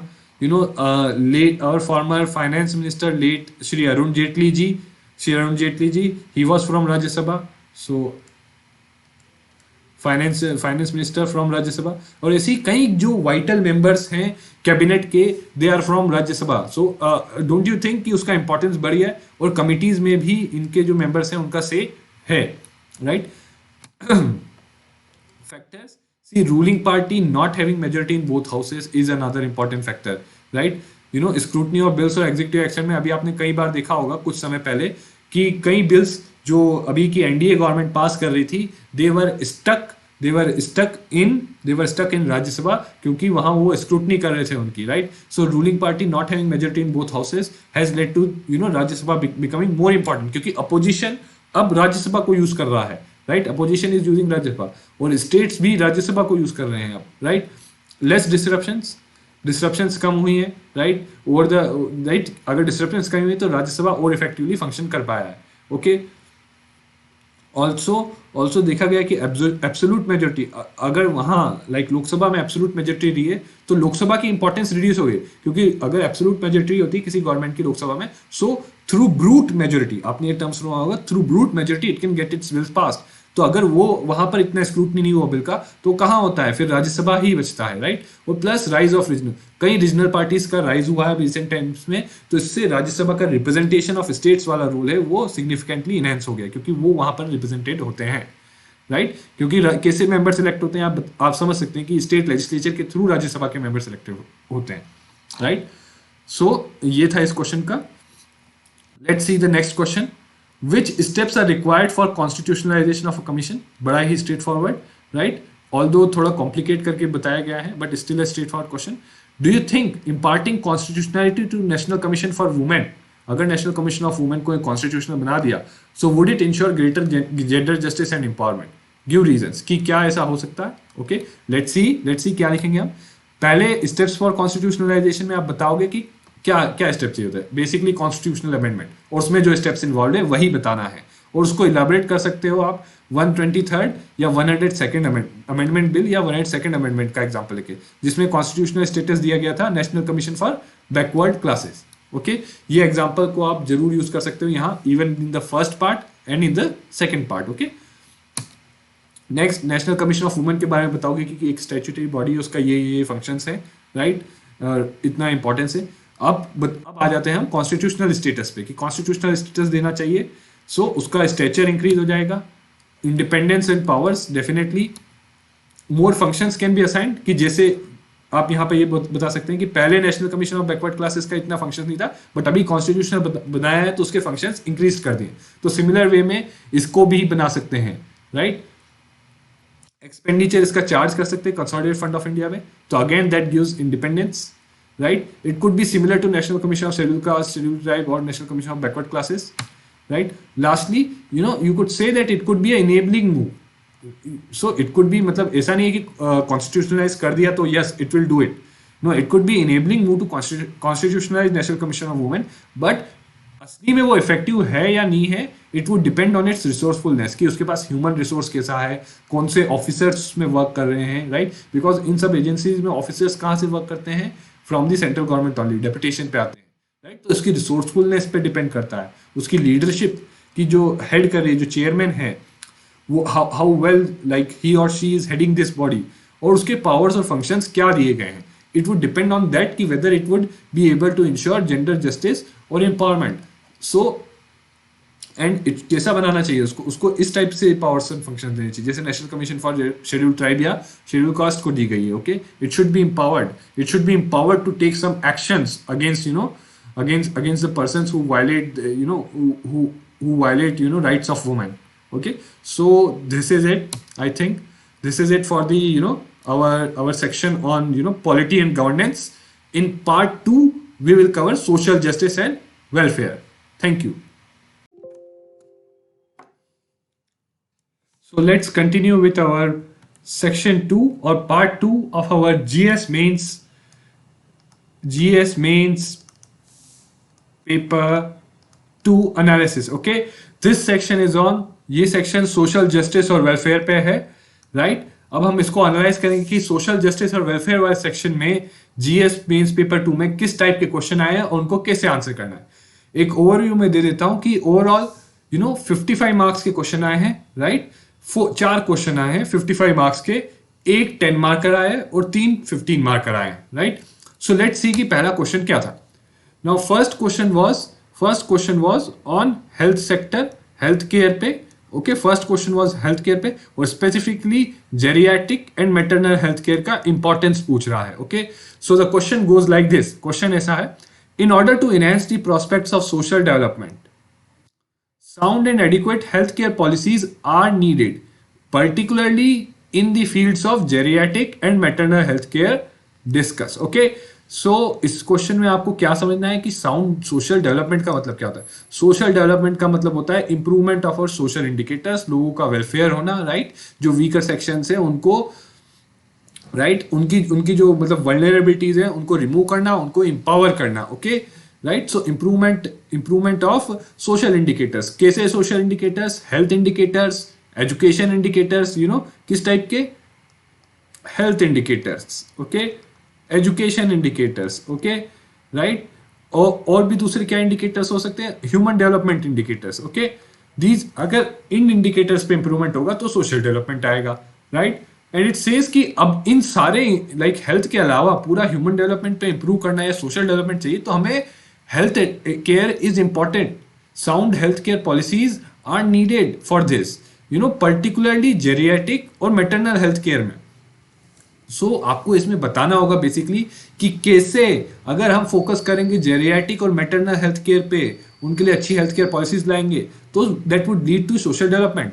या पहले आप बताएंगे कि what are the issues with geriatric and maternal health care in India and how better policies on them, health care policies will lead to social development. Okay, so let's see. पहले देखते हैं कि old age, geriatric means old age care, okay, care for old people, old age care यार। तो health challenges for old age, क्या health challenges हैं जो old people होते हैं उनके। पहली चीज तो हमारी कंट्री में ओल्ड एज लोगों की पॉपुलेशन बढ़ रही है। अगर if you see in terms of percentage, right, तो in terms of percentage of old people to total population कम है, बिकॉज हमारे पास अभी क्या चल रहा है, डेमोग्राफिक डिविडेंड, जिसमें काफी पॉपुलेशन हमारी यंग और वर्किंग है। बट अगर एब्सोल्यूट नंबर्स में देखा जाए, if you see it in absolute numbers, तो we have significant number of old people, और plus it will increase in future because demographic dividend हमेशा नहीं चलेगा, आगे जाके फ्यूचर में अभी जो यंग है वो ओल्ड होंगे। अभी से हमें प्रिपेयर्ड रहना चाहिए कि उन ओल्ड पीपल की जेरियाटिक केयर यानी केयर के लिए फैसिलिटीज हों। साथ ही साथ हम देख रहे हैं कि there is increasing non communicable diseases का बर्डन इंक्रीज हो रहा है, और ये पर्टिकुलरली ओल्ड पीपल में देखा जाता है, like heart disease, okay, heart attack and all this, या कोई रेस्पिरेटरी डिजीज या कैंसर, ओके, ये सब ओल्ड पीपल में देखा जाता है। So it is increasing, this is another challenge, okay, health challenge या पॉलिसी इशू। ओके, तीसरा है कि कई बार ओल्ड लोगों के पास इंश्योरेंस नहीं होती, इंश्योरेंस नहीं होगी तो अगर वो बीमार पड़ते हैं तो they can not afford care, plus insurance के साथ साथ कई लोगों के पास तो पेंशन भी नहीं होती। So what you can say is basically इन दोनों को मिला के, प्लस कि कई लोगों के पास सोशल, ओल्ड जो लोग हैं उनके पास सोशल सिक्योरिटी ही नहीं है, ओके, सोशल सिक्योरिटी ही नहीं है, राइट। नेक्स्ट सी, और जो एग्जिस्टिंग सिनेरियो है जेरियाटिक केयर का, under that scenario it is unaccessible and unaffordable. Unaccessible क्यों? क्योंकि there are very less facilities for geriatric care in India. Why? Because लोग इतना उसको प्रॉफिटेबल नहीं मानते, क्योंकि अभी ओल्ड लोगों की पॉपुलेशन कम है, प्लस इंडिया में एक कल्चर है कि जहाँ लाइक जो बच्चे हैं वो अपने पेरेंट्स का ध्यान रखते हैं, राइट। सो दैट्स वाई इतना उसको इंपॉर्टेंट नहीं मान रहे हैं अभी। बट अब जैसे आप देख रहे हैं कि अब चेंज आ रहा है, लाइक जॉइंट फैमिली से न्यूक्लियर फैमिली शिफ्ट हो रहा है, और plus number of old people are increasing, तो अब इंपॉर्टेंट है, इसलिए we need more geriatric care facilities. Okay, दूसरा अनअफोर्डेबल, और जो भी लिमिटेड फैसिलिटीज अवेलेबल है those are unaffordable. Okay, next we see that अगर इसका इम्पैक्ट क्या होता है, सो इसका इम्पैक्ट ये होता है कि it puts a burden on our health care system, because अगर ओल्ड पीपल को जेरियाटिक केयर नहीं मिलेगी, so they would rely on the normal health care system, okay, जो प्राइमरी, सेकेंडरी, टर्शरी। सो इससे एक तरफ तो उन पे भी इकोनॉमिक बर्डन पड़ता है, राइट, प्लस हमारे हेल्थ केयर में और जो ओल्ड पीपल हैं ज्यादातर अगर बीमार पड़ेंगे तो हमारे हेल्थ केयर सिस्टम जो एग्जिस्टिंग ऑलरेडी ओवरबर्डनड है, ऑलरेडी ओवरबर्डनड है हमारा health care system, already there is shortage of doctors, there shortage of hospital beds, वो उस पर ओवरबर्डन बढ़ जाता है, plus it leads to poor quality of life. Okay, सबके लिए poor. So this is against social development, this goes this undermines social development. That's why हमें ऐसी पॉलिसीज चाहिए, जो इस चैलेंज को एड्रेस करे, so that will help in social development. Okay, so policies geriatric care की पॉलिसीज हमें बनानी चाहिए, plus along with productive, healthy and productive ageing, right. अगर ओल्ड पीपल अभी से ही हमें ये trend, healthy and productive ageing का ट्रेंड स्टार्ट करना चाहिए, ताकि लोग जब अपनी ओल्ड एज में जाए so they are fit. That is healthy and productive, मतलब लाइफस्टाइल चेंजेस अभी से लोग लाएं, लाइफस्टाइल चेंजेस, ओके, डाइट में अपनी चेंजेस, ताकि वो हार्ट डिजीजेस और अदर नॉन कम्युनिकेबल डिजीजेस को ससेप्टेबल ना रहे। Okay, lastly insurance, old people के लिए इंश्योरेंस फैसिलिटीज होनी चाहिए। There should be, in fact some have suggested, मैंने न्यूज़पेपर में हिंदू में ही पढ़ा था, एक बार जेरियाटिक केयर पे आर्टिकल आया था, सम हैव सजेस्टेड कि जो ओल्ड लोग हैं they should have universal insurance and pension, universal insurance and pension. और एग्जिस्टिंग हमने देखा गया है कि जो इंश्योरेंस एंड पेंशन स्कीम्स है उसमें बहुत ही कम कवरेज है और बहुत ही कम अमाउंट कवर्ड है। ओके, सो ये तो था कि कैसे ओल्ड एज के पीपल हैं उनके क्या चैलेंजेस हैं, and how it adversely impact social development, and what health policies we can take, what health policies we can take that would help in social development. Okay, next is what is the health challenges of women. I think ये तो काफी आप समझ गए होंगे कि women के लिए तो बहुत सारे हेल्थ चैलेंजेस होते हैं कि दे लैक एक्सेस ही नहीं मिलता उनको because of gender discrimination.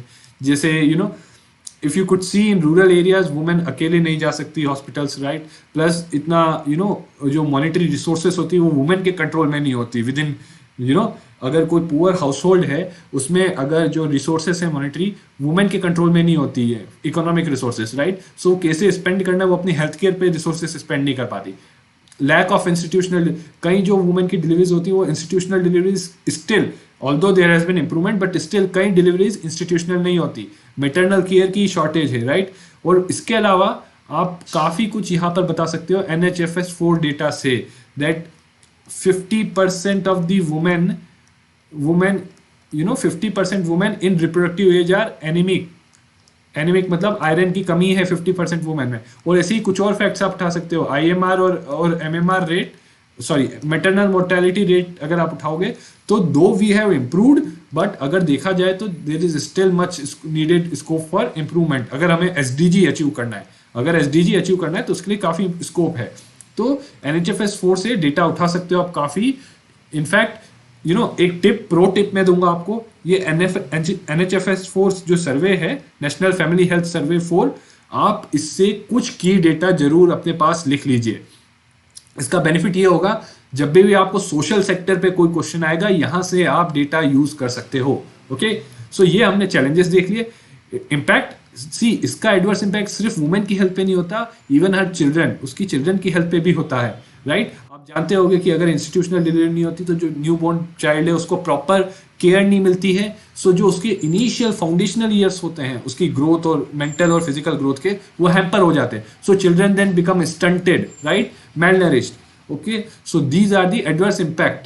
Okay, so ये सब क्या करता है, again this adversely impacts the social development. ये सोशल डेवलपमेंट को अंडरमाइन करता है. सो एनहांस नहीं करता, अंडरमाइन करता है. ये सोशल डेवलपमेंट को इंपीड करता है. तो प्रोस्पेक्ट्स को इनहांस करना है तो हमें कैसी पॉलिसीज चाहिए? We need more investment in for maternal care and primary health care. Primary क्यों? क्योंकि प्राइमरी हेल्थ केयर बहुत ही इंपॉर्टेंट है. इनफैक्ट नेशनल हेल्थ पॉलिसी जो है 2017 that also emphasizes on primary health care. अगर adequate primary health care और maternal care मिलेगी तो जो disease burden है, जो women के health challenges है, they can be significantly addressed.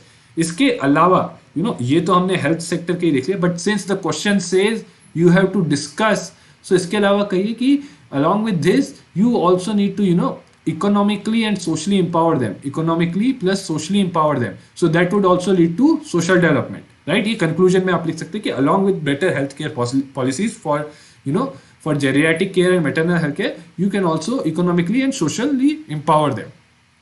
Right, now let's move on, and or you could even in conclusion say about National Health Policy 2017. Okay, now let's move on to our next question. Now next question is on poverty. Right, now it says that incidence and intensity of poverty are more important in determining poverty than income alone. So आप क्या समझे इस statement से? सी, अभी जो हमारे country में approach है उसमें हम इनकम के बेस पे पॉवर्टी डिटरमाइन करते हैं. There is a poverty line, poverty line. Okay, poverty line में कैसे इनकम के बेसिस पे कैसे डिटरमाइन करते हैं? बेसिकली क्या करते हैं, पॉवर्टी लाइन डिटरमाइन करने के लिए कि कौन पॉवर्टी से नीचे है, एक पॉवर्टी लाइन बनाते हैं. वो पॉवर्टी लाइन कैसे डिटरमाइन होती है? एक बास्केट ऑफ गुड्स लेते हैं कि एक कोई पर्सन एक मतलब कैसे कंज्यूम करता है और उस बास्केट का हम मॉनेटरी वैल्यू निकाल लेते हैं. फिर हम देखते हैं मंथली जो पर कंजम्पशन एक्सपेंडिचर होता है लोगों का देखते हैं. उस बेसिस पे हम देखते हैं कि अच्छा इन लोगों का इससे ज्यादा है, means they are income earning more, so they are above poverty line, और इनका कम है, that means they are earning less, they are below poverty line. So it says that कि ये जो हमारा मेथड है, ये हमारा मेथड है इनकम अलोन का, ये इतना अच्छा नहीं है. Rather we need a method which focuses on intensity and incidence. Right, so ये है इस स्टेटमेंट का मतलब. सो इन दिस कॉन्टेक्स्ट, ये आपको कॉन्टेक्स्ट दे दिया. अब कहता है कि analyse the latest United Nations multi dimensional poverty index report. Okay, latest report को आपको एनालाइज करना है कि उसके क्या पॉइंट्स है, क्या फैक्टर्स है. राइट, उसको तो आप एनालाइज करेंगे तो आप MPI रिपोर्ट और उसके बारे में बताएंगे कि कौन लॉन्च करता है. OPHI, ऑक्सफोर्ड पॉवर्टी, OPHI इस रिपोर्ट को निकालता है. राइट, फिर आपको उसके जो सारे डायमेंशंस हैं एमपीआई के जो सारे डायमेंशंस हैं वो बताने होंगे, राइट। टेल ऑल दिस और इट्स डायमेंशंस क्या है उसके वेरियस, और उसमें पॉवर्टी कब मानी जाती है, जब लाइक कि when one is classified as poor, multi dimensionally poor, ये बताना है आपको। उसके ऑब्जर्वेशंस क्या है इंडिया के बारे में। सो ऑब्जर्वेशंस क्या थे, दो की ऑब्जर्वेशंस है कि 2005 टू 2015 में India has reduced MPI by its MPI by 50%. India has reduced its MPI by 50%. ये एक ऑब्जर्वेशन है। Second, still despite this, still India has highest number of MPI. India is one of the that MPI in India is one of the highest. Okay, so ये दो factors थे, right? so wait a minute, let me raise this. Okay, so आपने अब देख लिया कि MPI के इस क्वेश्चन में लिखना क्या है आपको, कि एमपीआई रिपोर्ट उस एमपीआई के बारे में कि कौन निकालता है, उसके डायमेंशंस क्या है, राइट, एंड उसके ऑब्जर्वेशंस क्या है इंडिया के बारे में, right. Now let's see the next thing कि अगली चीज क्या लिखेंगे आप, राइट। अगली चीज आप इनकम बेस्ड पॉवर्टी के बारे में बताएंगे, उसके ड्रॉबैक्स क्या है। बेसिकली इनकम बेस्ड पॉवर्टी के ड्रॉबैक्स ये हैं कि it is very unidimensional. See income is only economic deprivation in economic field, but deprivation बहुत ही एक ही मैनिफेस्टेशन है कि income based poverty is only one manifestation of poverty. Poverty manifest in poverty basically means deprivation. Now deprivation of income, basically deprivation of money is what is income, but there can be also deprivation of food. जैसे लोगों के पास पैसा होगा, पैसा है, if you have money but food accessible नहीं है, कि इतना प्रोडक्शन ही नहीं हो रहा है फूड ग्रेन्स का, या फूड ग्रेन्स अनअफोर्डेबल है, so in that case it is another dimension. या हेल्थ केयर की फैसिलिटीज नहीं है, deprivation of health care facilities, okay, या डिप्राइवेशन ऑफ एजुकेशन, ओके, या deprivation of clean fuel, again that also leads to poverty. ये सारे जो है आप इधर बताएंगे कि ये सारे deprivations are basically covered in the dimensions of multi dimensional poverty index, okay. Next you will tell जैसे हेल्थ केयर में क्या दे रखा है, हेल्थ केयर में क्या दे रखा है, under 5 mortality rate, under 5 mortality rate is one of the dimensions health care, right. Education है, फिर एसेट्स हैं, एसेट्स में क्या है कि कितना, लाइक फ्यूल में वो cooking, clean cooking fuel is one of the dimensions, okay. So ये कहाँ से आया है, प्लस अगेन एक और चीज बहुत इंपॉर्टेंट, करंट अफेयर्स है, ये करंट अफेयर्स से आया है, ओके। ये सिर्फ करंट अफेयर्स में था। अगर कोई अच्छी करंट अफेयर्स मैगजीन आप पढ़ेंगे या कोई अच्छा करंट अफेयर इनिशिएटिव आप फॉलो करेंगे तो सर्टेनली आप इसको आंसर कर पाते हैं, right. Now let's say you say poverty is multidimensional as shown by the MPI report, right, उसकी ऑब्जर्वेशन साइट करते हुए, and multi dimensional poverty gives, जब हम मल्टी डायमेंशनल पॉवर्टी निकालते हैं तो वो इंटेंसिटी और इंसिडेंस बोथ देता है। इंटेंसिटी मीन्स कि कितना ज्यादा कोई डिप्राइव्ड है, जैसे मल्टी डायमेंशनल पॉवर्टी में 10 फैक्टर्स हैं, तो कितना है, कोई 4 फैक्टर्स में डिप्राइव्ड है, कोई 5 फैक्टर्स में डिप्राइव्ड है, कोई 6 फैक्टर्स में, how much is one deprived, and incidence कि कितने लोग डिप्राइव्ड है, how many people are deprived, okay. Intensity of poverty and incidence of poverty, ये दोनों आप डिफाइन भी करेंगे और बताएंगे मल्टी डायमेंशनल पॉवर्टी इंडेक्स से रिलेट करते हुए। नेक्स्ट आप बताएंगे कि जो एमपीआई है it helps in better and targeted anti poverty programs. क्यों, पहले इनकम के केस में क्या होता था, हम एक यूनिफॉर्म तरीके से देखते थे, बस एक ही चीज देखते ये कि इसकी इनकम इससे ज्यादा है या कम है, बट इसमें हम मेजर करते हैं कि इसको डिप्राइवेशन क्या है, एक्चुअली फूड का डिप्राइवेशन है तो पॉवर्टी एलिवेट करने के लिए उसके लिए फूड सिक्योरिटी का प्रोग्राम चलाएंगे, हेल्थ का डिप्राइवेशन है तो उसके लिए हेल्थ सिक्योरिटी का प्रोग्राम चलाएंगे, यानी प्रधानमंत्री जन आरोग्य योजना का फैसिलिटी देंगे उसको। एजुकेशन का डिप्राइवेशन है तो उसके लिए एजुकेशन का प्रोग्राम चलाएंगे। क्लीन फ्यूल का डिप्राइवेशन है तो उसके लिए क्लीन फ्यूल इनिशिएटिव जैसे उज्ज्वला योजना चलाएंगे, right. In fact here is a tip, जो एमपीआई के जो 10 डायमेंशंस है ना, जो 10 फैक्टर्स हैं एमपीआई के, आप सारी गवर्नमेंट की पॉवर्टी स्कीम्स इनके अक्रॉस क्लासिफाई कर सकते हैं। इनफैक्ट आप ये एक्सरसाइज जरूर प्रैक्टिस करना कि एमपीआई के 10 डायमेंशंस लिखना और उन डायमेंशंस के नीचे गवर्नमेंट की क्या क्या स्कीम्स हैं उन डायमेंशंस को एड्रेस करने के लिए वो भी लिखना। सो this is it what you will write, this was what your conclusion would have been कि MPI will help in making better and targeted anti poverty programs because उससे हमें दोनों चीजें पता चलती है, इंटेंसिटी और incidence, as well as we know कि किस एरिया में डिप्राइव्ड है, तो प्रॉपर हम इंटरवेंशन ले सकते हैं उसकी पॉवर्टी को एलिवेट करने के लिए, right. Let's move on to the next question. Now next question again from a static topic, this is what I will say कि एक स्टैटिक टॉपिक से है, you know, right? This is from a static topic. So it says microfinance as anti-poverty vaccine is aimed at asset creation and income security of rural poor in India. Okay, evaluate the role of self-help groups in achieving the twin objectives. What are the twin objectives? Asset creation, income security. Okay, asset creation and income security, you know, and along with empowering the women in India. Ki along with how well it has empowered the women in India. Okay, empowering women, so it can be social empowerment as well economic empowerment. So let's see.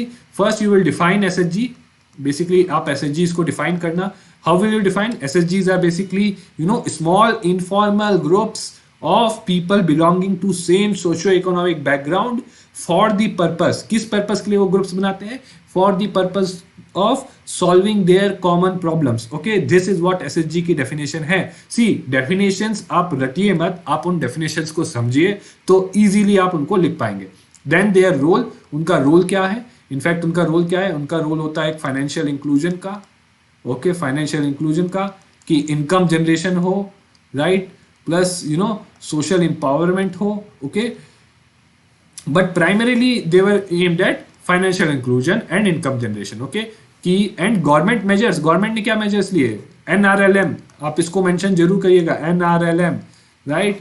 NRLM को mention करिएगा. That NRLM, national rural livelihood mission, tells about कि हमें you know self help group बनाने हैं, self help group women के. We need to make self help group for women. Okay, SHGs और SHGs of women. एक बार पहले you know जो रूरल वुमेन है, नेशनल रूरल लाइवलीहुड मिशन से जो रूरल वुमेन है, we need to organize them in self help groups, और इसके लिए वो एनजीओ का सपोर्ट लेता है, राइट? एक बार वो सेल्फ हेल्प ग्रुप्स में आ गई तो उनको प्रोवाइड करते हैं हम क्रेडिट और स्किल एंड एंटरप्रेन्योरशिप, राइट? और देन इट इज एक्सपेक्टेड कि इसके through they will become micro entrepreneurs. Okay, they can become micro entrepreneurs and इसके through it is expected they will earn income. And this will lead to economic and social empowerment of women, as well as it will lead to poverty alleviation. Okay, एक और गोल इनका होता है you know poverty alleviation. Okay, एक और गोल इनका है poverty alleviation. Okay, that is mainly through financial inclusion. So आप समझ गए होंगे कि सेल्फ हेल्प ग्रुप कैसे NRLM में सेल्फ हेल्प ग्रुप वर्क करता है. लाइक इधर क्रेडिट के लिए क्या स्कीम लाए? Self help group SHG bank linkage programme. Okay, SHG bank linkage programme, right? So इतना आप शुरू में लिखेंगे. It's 250 words. आई थिंक ये थोड़ा आपका अच्छा ज़्यादा कुछ कवर कर लेगा, तो थोड़ा इसको कम कर दीजिएगा for the purpose of explanation. मैंने यहाँ समझाया. नेक्स्ट आप इवेल्युएशन अब शुरू करेंगे SHGs का हर इंडिकेटर पे. फाइनेंशियल इंक्लूजन और पॉवर्टी एलिवेशन में कितने सही रहे हैं. सो कुदुम्बश्री का एग्जाम्पल दे सकते हैं कि it has been one of the most successful. You know second ARC में एक रिपोर्ट है, यू नो नाबार्ड की नाबार्ड रिपोर्ट है जिसने इनको असेस किया है. Second ARC has a report of NABARD which assessed the SHGs and it highlighted कि कैसे SHGs you know helped in financial inclusion. It highlighted that SHGs helped in financial inclusion. It highlighted that SHGs helped in increase in incomes of the rural households. जहां rural household में women SHG की member थी, ये report की बात कर रहा हूँ नाबार्ड की, ये 2000 की रिपोर्ट है. ओके, बट सिंस अगर उस टाइम पे रिलेवेंट है तो अभी भी रिलेवेंट है. अगर उस टाइम पे सक्सेसफुल रहे इवेल्युएशन में SHGs तो अभी भी रहेंगे.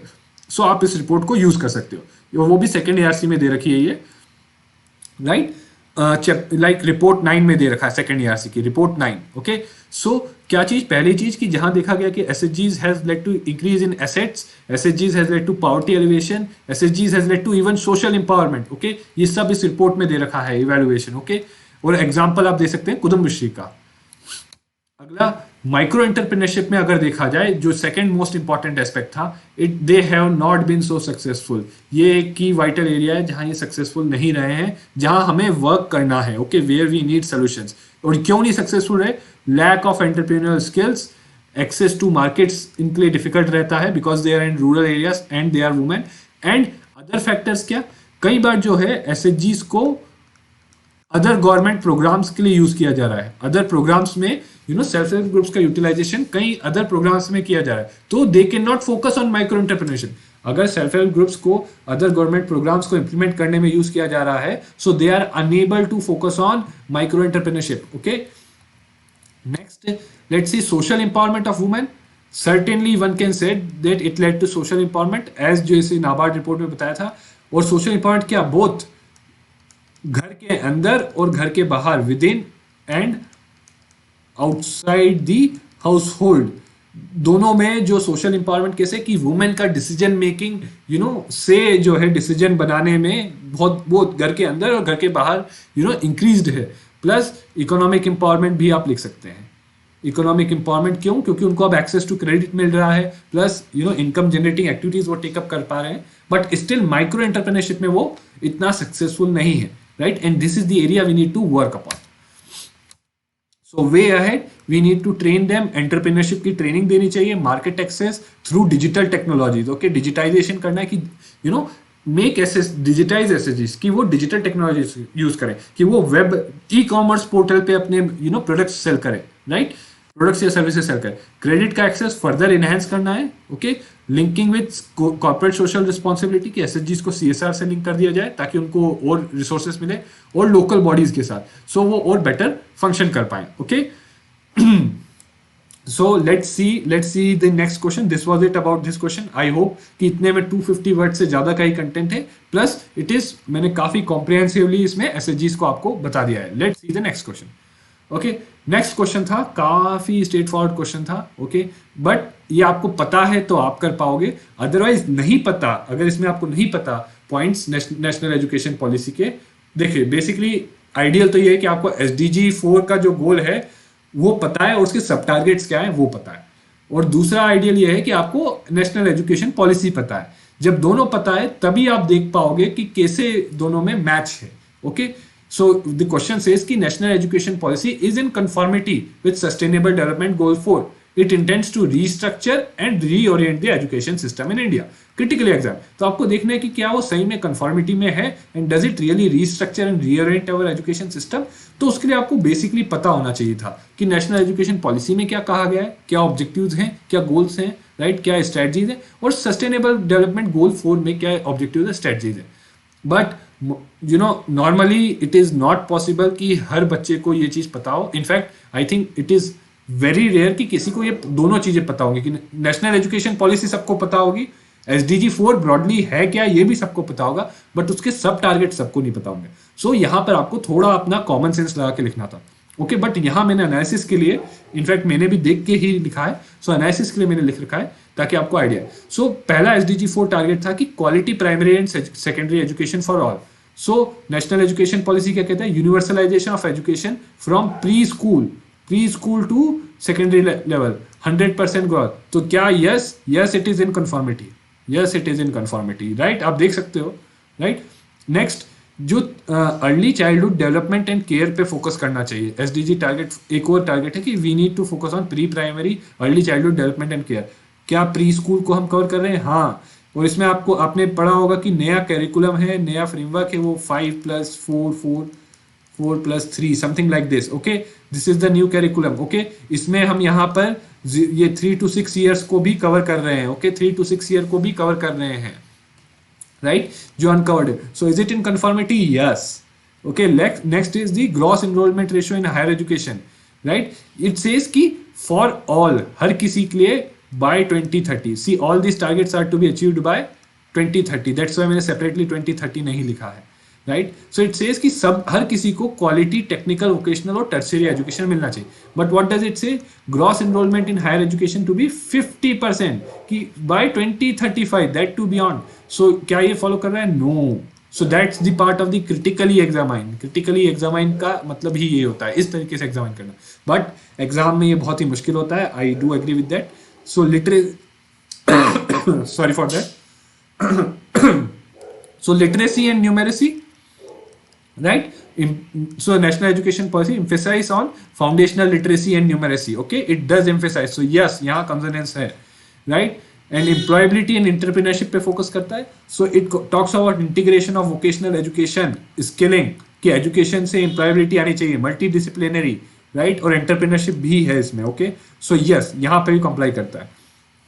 So overall, you could say broadly in most of the areas, yes, national education policy complies.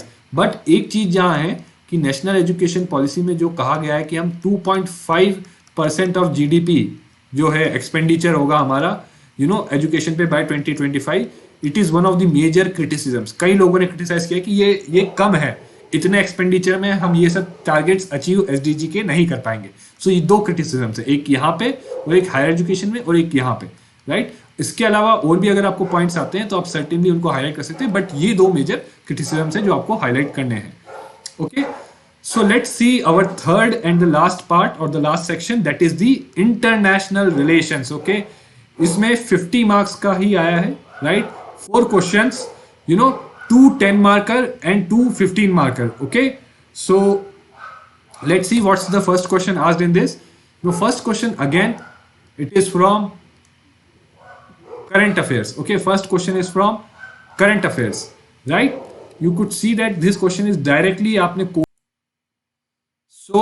you could see directly that आपने इतना कोविड के बारे में सुना है, ओके, इतना अभी इनफैक्ट ये तो काफी न्यूज में था कि डब्ल्यूएचओ को बहुत ही क्रिटिसाइज किया गया था। आप सबने देखा था, उसको बोला था कि चाइना का एजेंट है, सो ऑन सो फोर्थ, की उसने डिले किया बताने में। सो the question is directly on that कि डब्ल्यूएचओ का रोल को आपको एग्जामाइन करना है कोविड-19 पैंडेमिक में, कि ग्लोबल हेल्थ सिक्योरिटी के को प्रोटेक्ट करने के लिए कोविड-19 पैंडेमिक में डब्ल्यूएचओ का रोल कैसा रहा है, whether it has performed it, क्या उसने अच्छे से अपने रोल को परफॉर्म किया है या नहीं।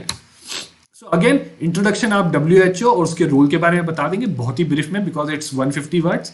एंड सो ये आप बेसिकली करंट अफेयर्स फॉलो करेंगे तो बड़ी इजीली आप ये सब पॉइंटर्स लिख पाएंगे। दैट्स वाई अब करंट अफेयर्स जब भी आप फॉलो करें तो आप ये बेसिक पॉइंटर्स भी लिख लीजिएगा, because it helps in writing introduction to your introduction, और कुछ टिडबिट्स ये आपको मिलते हैं कि जो आप अपने आंसर में डाल सकते हो, ओके। सो आंसर की क्वालिटी इनरिच करते हैं, राइट। नाउ लेट्स सी कि कैसा रहा है इसका role in dealing with Covid, positives क्या रहे हैं, what are the positives. So इसको दो पार्ट्स में डिवाइड करेंगे कि पॉजिटिव्स क्या रहे। So information dissemination and advisory to countries, after जो आउटब्रेक की बात था, it was like it has repeatedly कई इसने अपने प्रेस सेशंस रिलीज किए हैं for dissemination of information and advisory to countries, okay. Next is it came up with various COVID-19 protocols, okay, common COVID-19 protocols, testing, isolation, इस सब को लेके ये आया था। So it was helpful for countries कि क्या करना है क्या नहीं करना है। So these protocols were a good guidance for countries कि कैसे इसको मैनेज करना है। So access to COVID tools act means it means access to COVID tools accelerator, basically Covid से डील करने के लिए कई टूल्स हैं, उसको एक्सेस बढ़ाना है, राइट, सो दैट वो टूल्स को जल्दी जल्दी लोगों को मिलेंगे, so there would be a global coordinated response to COVID. So ये प्रोग्राम डब्ल्यूएचओ ने लॉन्च किया था। So it was helpful in providing access to COVID related tools so that the governments and other agencies are better able to deal with the COVID pandemic, okay. COVAX initiative along with Gavi and CEPI, it launched the COVAX initiative. This was की effective vaccine development, कि जल्दी से जल्दी एक effective vaccine COVID-19 की आए। For that COVAX initiative was launched. It was also meant to ensure कि एक बार वैक्सीन आ गई so it is properly not only developed but then properly deployed, कि सबको मिले वो, okay. Next the negatives, अगर negatives देखे जाए तो see delayed response, इसने लाइक कोविड को पैंडेमिक डिक्लेयर करने में काफी टाइम लिया। This was one of the major criticism. अगर डब्ल्यूएचओ टाइमली पैंडेमिक डिक्लेयर कर देता इसको, तो in that case what would have happened, इतना like all over the world इतना ये फैलता नहीं, okay. Poor public relations management, इसका काफी क्रिटिसिज्म हुआ, इनफैक्ट काफी इसका जो पब्लिक रिलेशंस का मैनेजमेंट का तरीका था, it was quite poor, okay, है ना। दैट्स वाई इसको काफी बैड न्यूज मिली थी। और पुअर पीआर मैनेजमेंट से क्या हुआ, इसकी क्रेडिबिलिटी जो है, अभी डब्ल्यूएचओ का सब मजाक उड़ा रहे हैं आज के दिन में, सो इसकी क्रेडिबिलिटी डिक्रीज हो गई। और इससे क्या हुआ, जो इसकी अच्छी एडवाइसेस थी वो भी नहीं सुनी गई। जेन्युइन कि ये जब बोलता था कि मास्क लगाओ या there is need for lockdown, WHO जब सजेस्ट करता था तो वो भी नहीं सुनी गई, बिकॉज इसके पुअर पीआर मैनेजमेंट के कारण इसकी क्रेडिबिलिटी डिक्लाइन हो गई। Next is unable to give proper information causing delay in response, right. In fact कई जगह देखा गया कि even after pandemic proper information नहीं दे पाए, इवन WHO के जो एक्सपर्ट्स थे उनकी इंफॉर्मेशन वॉज वेग, सो उससे रिस्पॉन्स और डिले हो गया। पहले फॉर इंस्टांस जैसे हाइड्रोक्लोरोक्विनीन का था, first they said yes it is good, then बाद में जाके उन्होंने एक किया कि does not have any impact on, और it is not useful for treating कोविड-19, राइट, हाइड्रोक्लोरोक्विनीन, राइट। पहले कहा कि यस उससे ट्रीट कर सकते हैं उसको, जो हेल्थ वर्कर्स हैं वो यूज कर सकते हैं so to prevent from getting COVID, but बाद में कहा कि नहीं, इसका कोई ऐसा यूटिलिटी नहीं है, okay. So this was it about the covid, right. इस पे तो काफी कंटेंट आई थिंक आप लोगों के पास भी होगा, but this is broadly how you should have written it. Let's see the next question.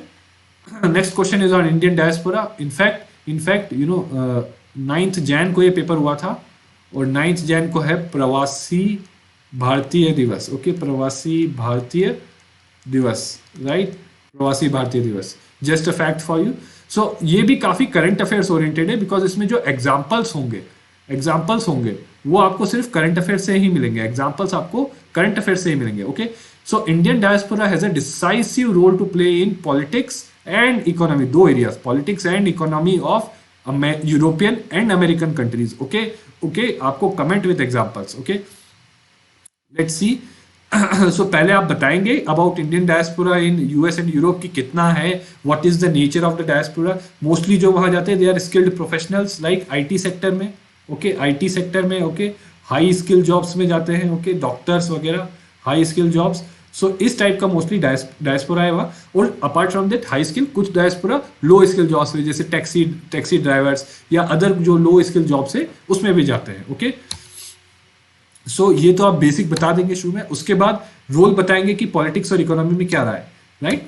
Let's see.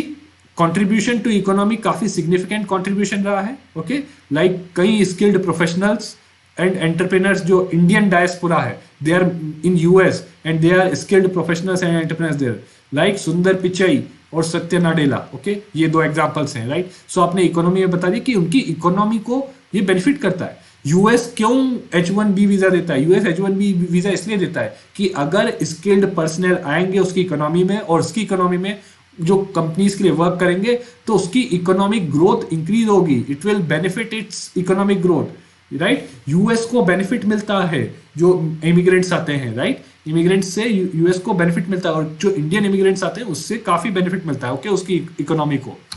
Next, influence in politics भी काफी सिग्निफिकेंट है, काफी बड़ा डायस्पोरा कम्युनिटी है यूएस में और इवन यूके में and some other European nations, जैसे कमला हैरिस ले लीजिए, the vice president of America, right, she is an Indian diaspora, she is of Indian origin, and other Indians भी, और कई इंडियंस हैं जो वहाँ टॉप पोस्ट में है यूएस में, राइट, यूएस एडमिनिस्ट्रेशन में टॉप पोस्ट में है, right, time and again news में आता है, जैसे यूएस का surgeon general, US surgeon general is also an Indian, okay, having an Indian origin, okay. Plus ऐसे ही देखा गया कि यूके में भी काफी है यूरोपियन कंट्रीज, साथ ही दूसरी कुछ यूरोपियन कंट्रीज का भी आप एग्जांपल दे सकते हैं, राइट। हालांकि यूरोपियन कंट्रीज के एग्जांपल ढूंढना मुश्किल होगा, but these are the key examples कि आप यूएस को ये एग्जांपल्स देके शो कर सकते हैं। और इनफैक्ट ये 150 वर्ड्स का है, तो इसमें आप ज्यादा लिख नहीं पाएंगे, राइट। इतने में इसको अगर आप इलाबोरेट और वो हाईलाइट करेंगे इन पॉइंट्स को, तो 150 वर्ड्स आपके खत्म हो जाएंगे, राइट। सो लास्ट में कमेंट में आपको करना चाहिए कि hence government should focus on connecting with our diaspora and leverage it, हमें अपने डायस्पोरा से कनेक्ट करके लेवरेज करना चाहिए उसको, soft power, and that's why प्रवासी भारतीय दिवस, that's why I told you प्रवासी भारतीय दिवस is an initiative in this direction, okay. Let's see the next question, right. 19th question, it talks about quad, again current affairs. अब तो आप देख चुके होंगे कितनी जगह मैंने करंट अफेयर्स बोला है, current affairs, okay, current affairs, quad बहुत ही करंट अफेयर्स में न्यूज में था। Transforming itself into a trade block from military alliance in present times, so it says that Quad is changing from into a trade bloc from a military alliance in present times. You have to discuss it. In discuss, you have to show that yes, whether it is doing so or not, and if it is doing so, then why? Why is it transforming into trading bloc? Okay, let's see about Quad and its members. So जब आप introduction देंगे तो Quad और उसके members के बारे में बताएंगे। Quad के बारे में क्या बताएंगे? 2007 में बना था, और 2017 में फिर से रिवाइव कर दिया गया। रैशनल क्या था? Free open Indo Pacific region ensure करना है, रूल्स बेस्ड ऑर्डर इंश्योर करना है, सो ऑन सो फोर्थ। इसके मेंबर्स क्या हैं? 4 मेंबर्स हैं, India, US, Japan and Australia, right. So Quad as a military bloc, अगर हम क्वाड को मिलिट्री ब्लॉक की तरह देखें, एज अ मिलिट्री ब्लॉक या alliance, so the its purpose is mainly to ensure secure Indo Pacific region, right. क्योंकि आज की डेट में देखा जाए तो इंडो पैसिफिक रीजन, ये जो इंडो पैसिफिक रीजन है, it is the centre of global geopolitics. Indo Pacific region is centre of global geopolitics, okay. So आज की डेट में Indo Pacific region is centre of global geopolitics, okay. That's why आप देखोगे कि US ने भी अपनी policy में चेंज किया है। It has in its security policy या global policy, it is also focusing on Indo Pacific. Japan is also focusing on Indo Pacific, Australia is also focusing on Indo Pacific. Otherwise पहले कहाँ Atlantic पे focus होता था, but अब Indo Pacific पे focus है, because it has become the centre, right. ensure free open inclusive Indo-Pacific, right, rules based world order ensure करने के लिए, to counter the Chinese assertiveness। एक good example as a military block, Malabar exercise, अभी Australia को include कर लिया गया है, ओके। ऑस्ट्रेलिया इस बार की मालाबार एक्सरसाइज में पार्टिसिपेट किया था, सो 4 क्वाड मेंबर्स थे इस बार मालाबार एक्सरसाइज में, okay. Next up is Quad as a trading bloc, okay.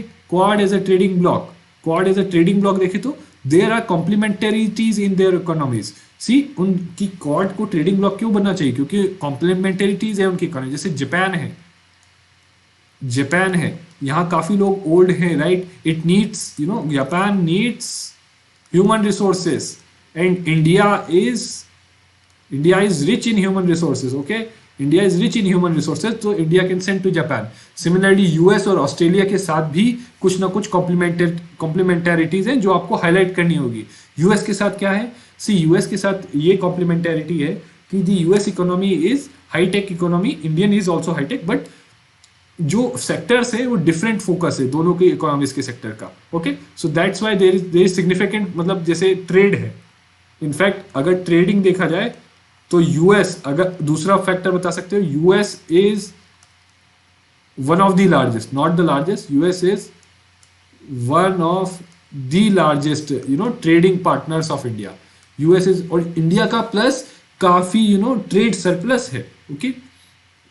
ऐसे ही ऑस्ट्रेलिया के साथ भी है इंडिया का engagement, okay. And it is then again one, some are also saying alternative to RCEP, since India को ने देखा है कि आरसेप इज मेनली अभी चाइना को काफी फायदा होगा आरसेप से, right.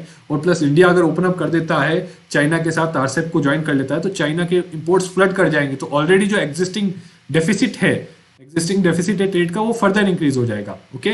Next is check Chinese economic diplomacy, that is the one belt and one road initiative, right, essential to be effective grouping, right। so अगर as a military alliance भी अगर इसको effective होना होगा, so economics and geopolitics are linked, so to be effective it need to evolve as a trade block, also have trade relations, also it will deepen the military, deepen this block, it will strengthen the quad, okay। अगर economic relations भी हो जाएंगे, it will also act as a trade block, so it will strengthen the relations। इसके अलावा और भी बहुत सारे पॉइंटर्स हैं जो आप अदर पॉइंटर्स बता सकते हैं कि all are democracies, all are committed to justice, peace, right, in the global order, international peace, so on so forth। ये जो एक्स्ट्रा चीजें आप मेंशन कर सकते हैं। Last, so quad, what should be in end, you should say it should be both military and economic alliance to be effective.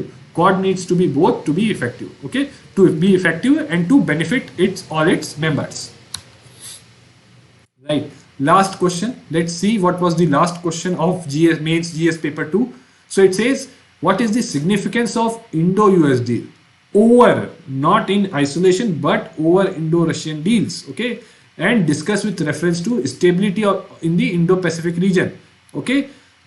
so बड़ा ही like analytical है, it is again current affairs and analytical, okay। analytical काफी है ये question, okay.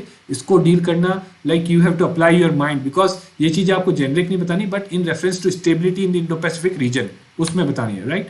सो आप significance of Indo US deal और Indo Russian directly हम देखते हैं क्या है।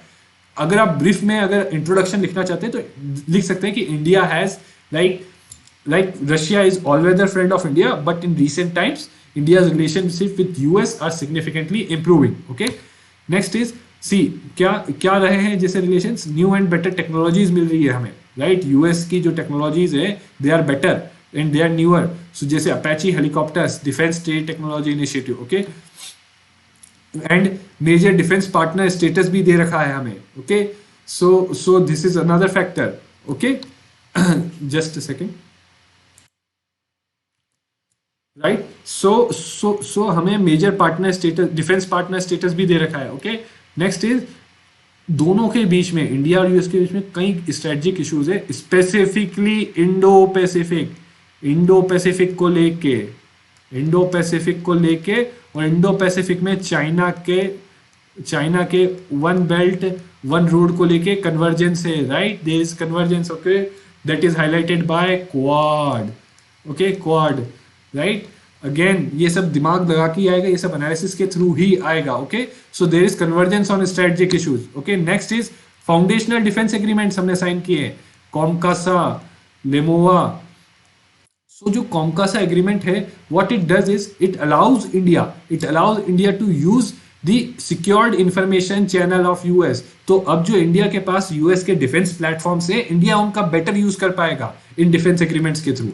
So having these जो लेमोआ, बेक्का, GS मोआ, राइट, ये चार जो डिफेंस एग्रीमेंट साइन किए गए हैं, India will able to be better used through these defence agreements. India will be able to use its जो डिफेंस प्लेटफॉर्म्स इंडिया ने यूएस से लिए, उनका बेटर यूज कर पाएगा।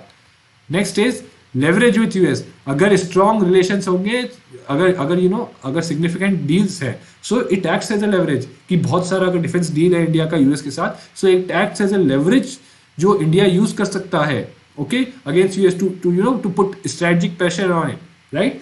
कि अगर इंडिया को किसी जियो स्ट्रेटेजिक इशू पे यूएस का सपोर्ट चाहिए, so it could use this its deals as a leverage with US.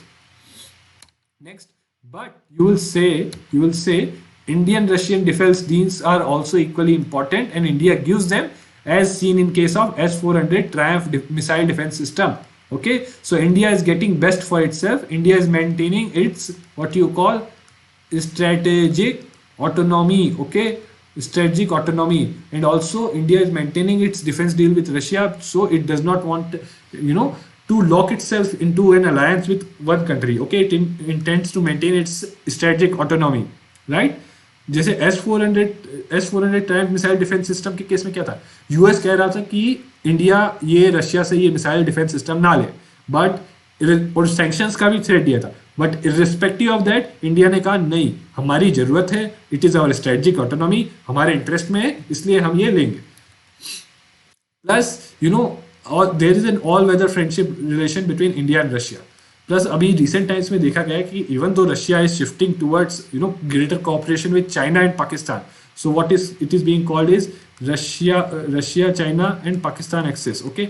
सो अगर ये जो है like not access but yes, अगर इसका मतलब कोऑपरेशन इनसे ज़्यादा बढ़ता है, so it could adversely effect India's relationship with Russia. So India can not totally go away from Russia, otherwise it would be not in the strategic interest of India.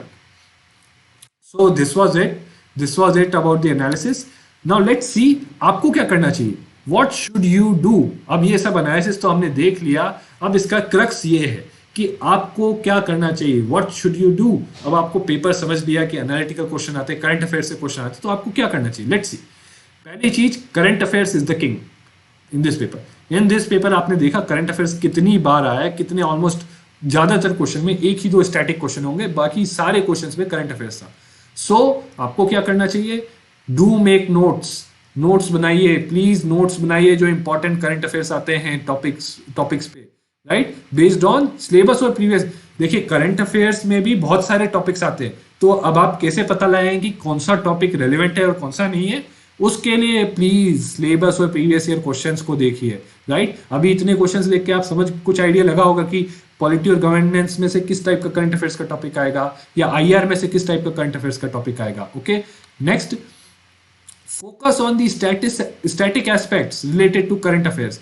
Current affair से related जो static aspects हैं उन पे focus भी कीजिए, उनको neglect मत कीजिए। अभी जितने भी करंट अफेयर्स के इशू आए हैं उसके स्टैटिक एस्पेक्ट भी उसमें डायरेक्टली और इनडायरेक्टली स्टैटिक एस्पेक्ट की नॉलेज भी काम में आई है। ओके, लास्ट, अगर आप पढ़ते हो कोई भी करंट अफेयर्स, क्लियर और डीपर नॉलेज हो टॉपिक्स की, जो भी आप टॉपिक पढ़ोगे करंट अफेयर्स का या जो भी जनरल भी, क्लियर और डीपर नॉलेज, क्योंकि तभी आप वो एनालिटिकल टाइप के क्वेश्चंस को हैंडल जब भी कर सकते हो जब आपको डीप एंड क्लियर नॉलेज हो। ओके, एनालिटिकल क्वेश्चंस के लिए ऐसी नॉलेज की जरूरत है, तो अच्छे से पढ़िए प्लीज, मेमोराइजेशन पे मत जाइए, हैव अ डीपर अंडरस्टैंडिंग की, समझिए टॉपिक को, right. So this is it for our analysis on GS Mains paper 2 of 2020, and we will bring also analysis on GS Mains paper 3 and 4 of the 2020. So please do like and subscribe Prep IAS for such more analytical videos जो आपको आपकी preparation में help करे। और अगर आपके कोई भी doubts हैं so do write them in the comment section below, हम उसे next session में जरूर address करेंगे। So thank you very much and study, keep studying. Please go back and look at these papers again. It will be very helpful. Thank you.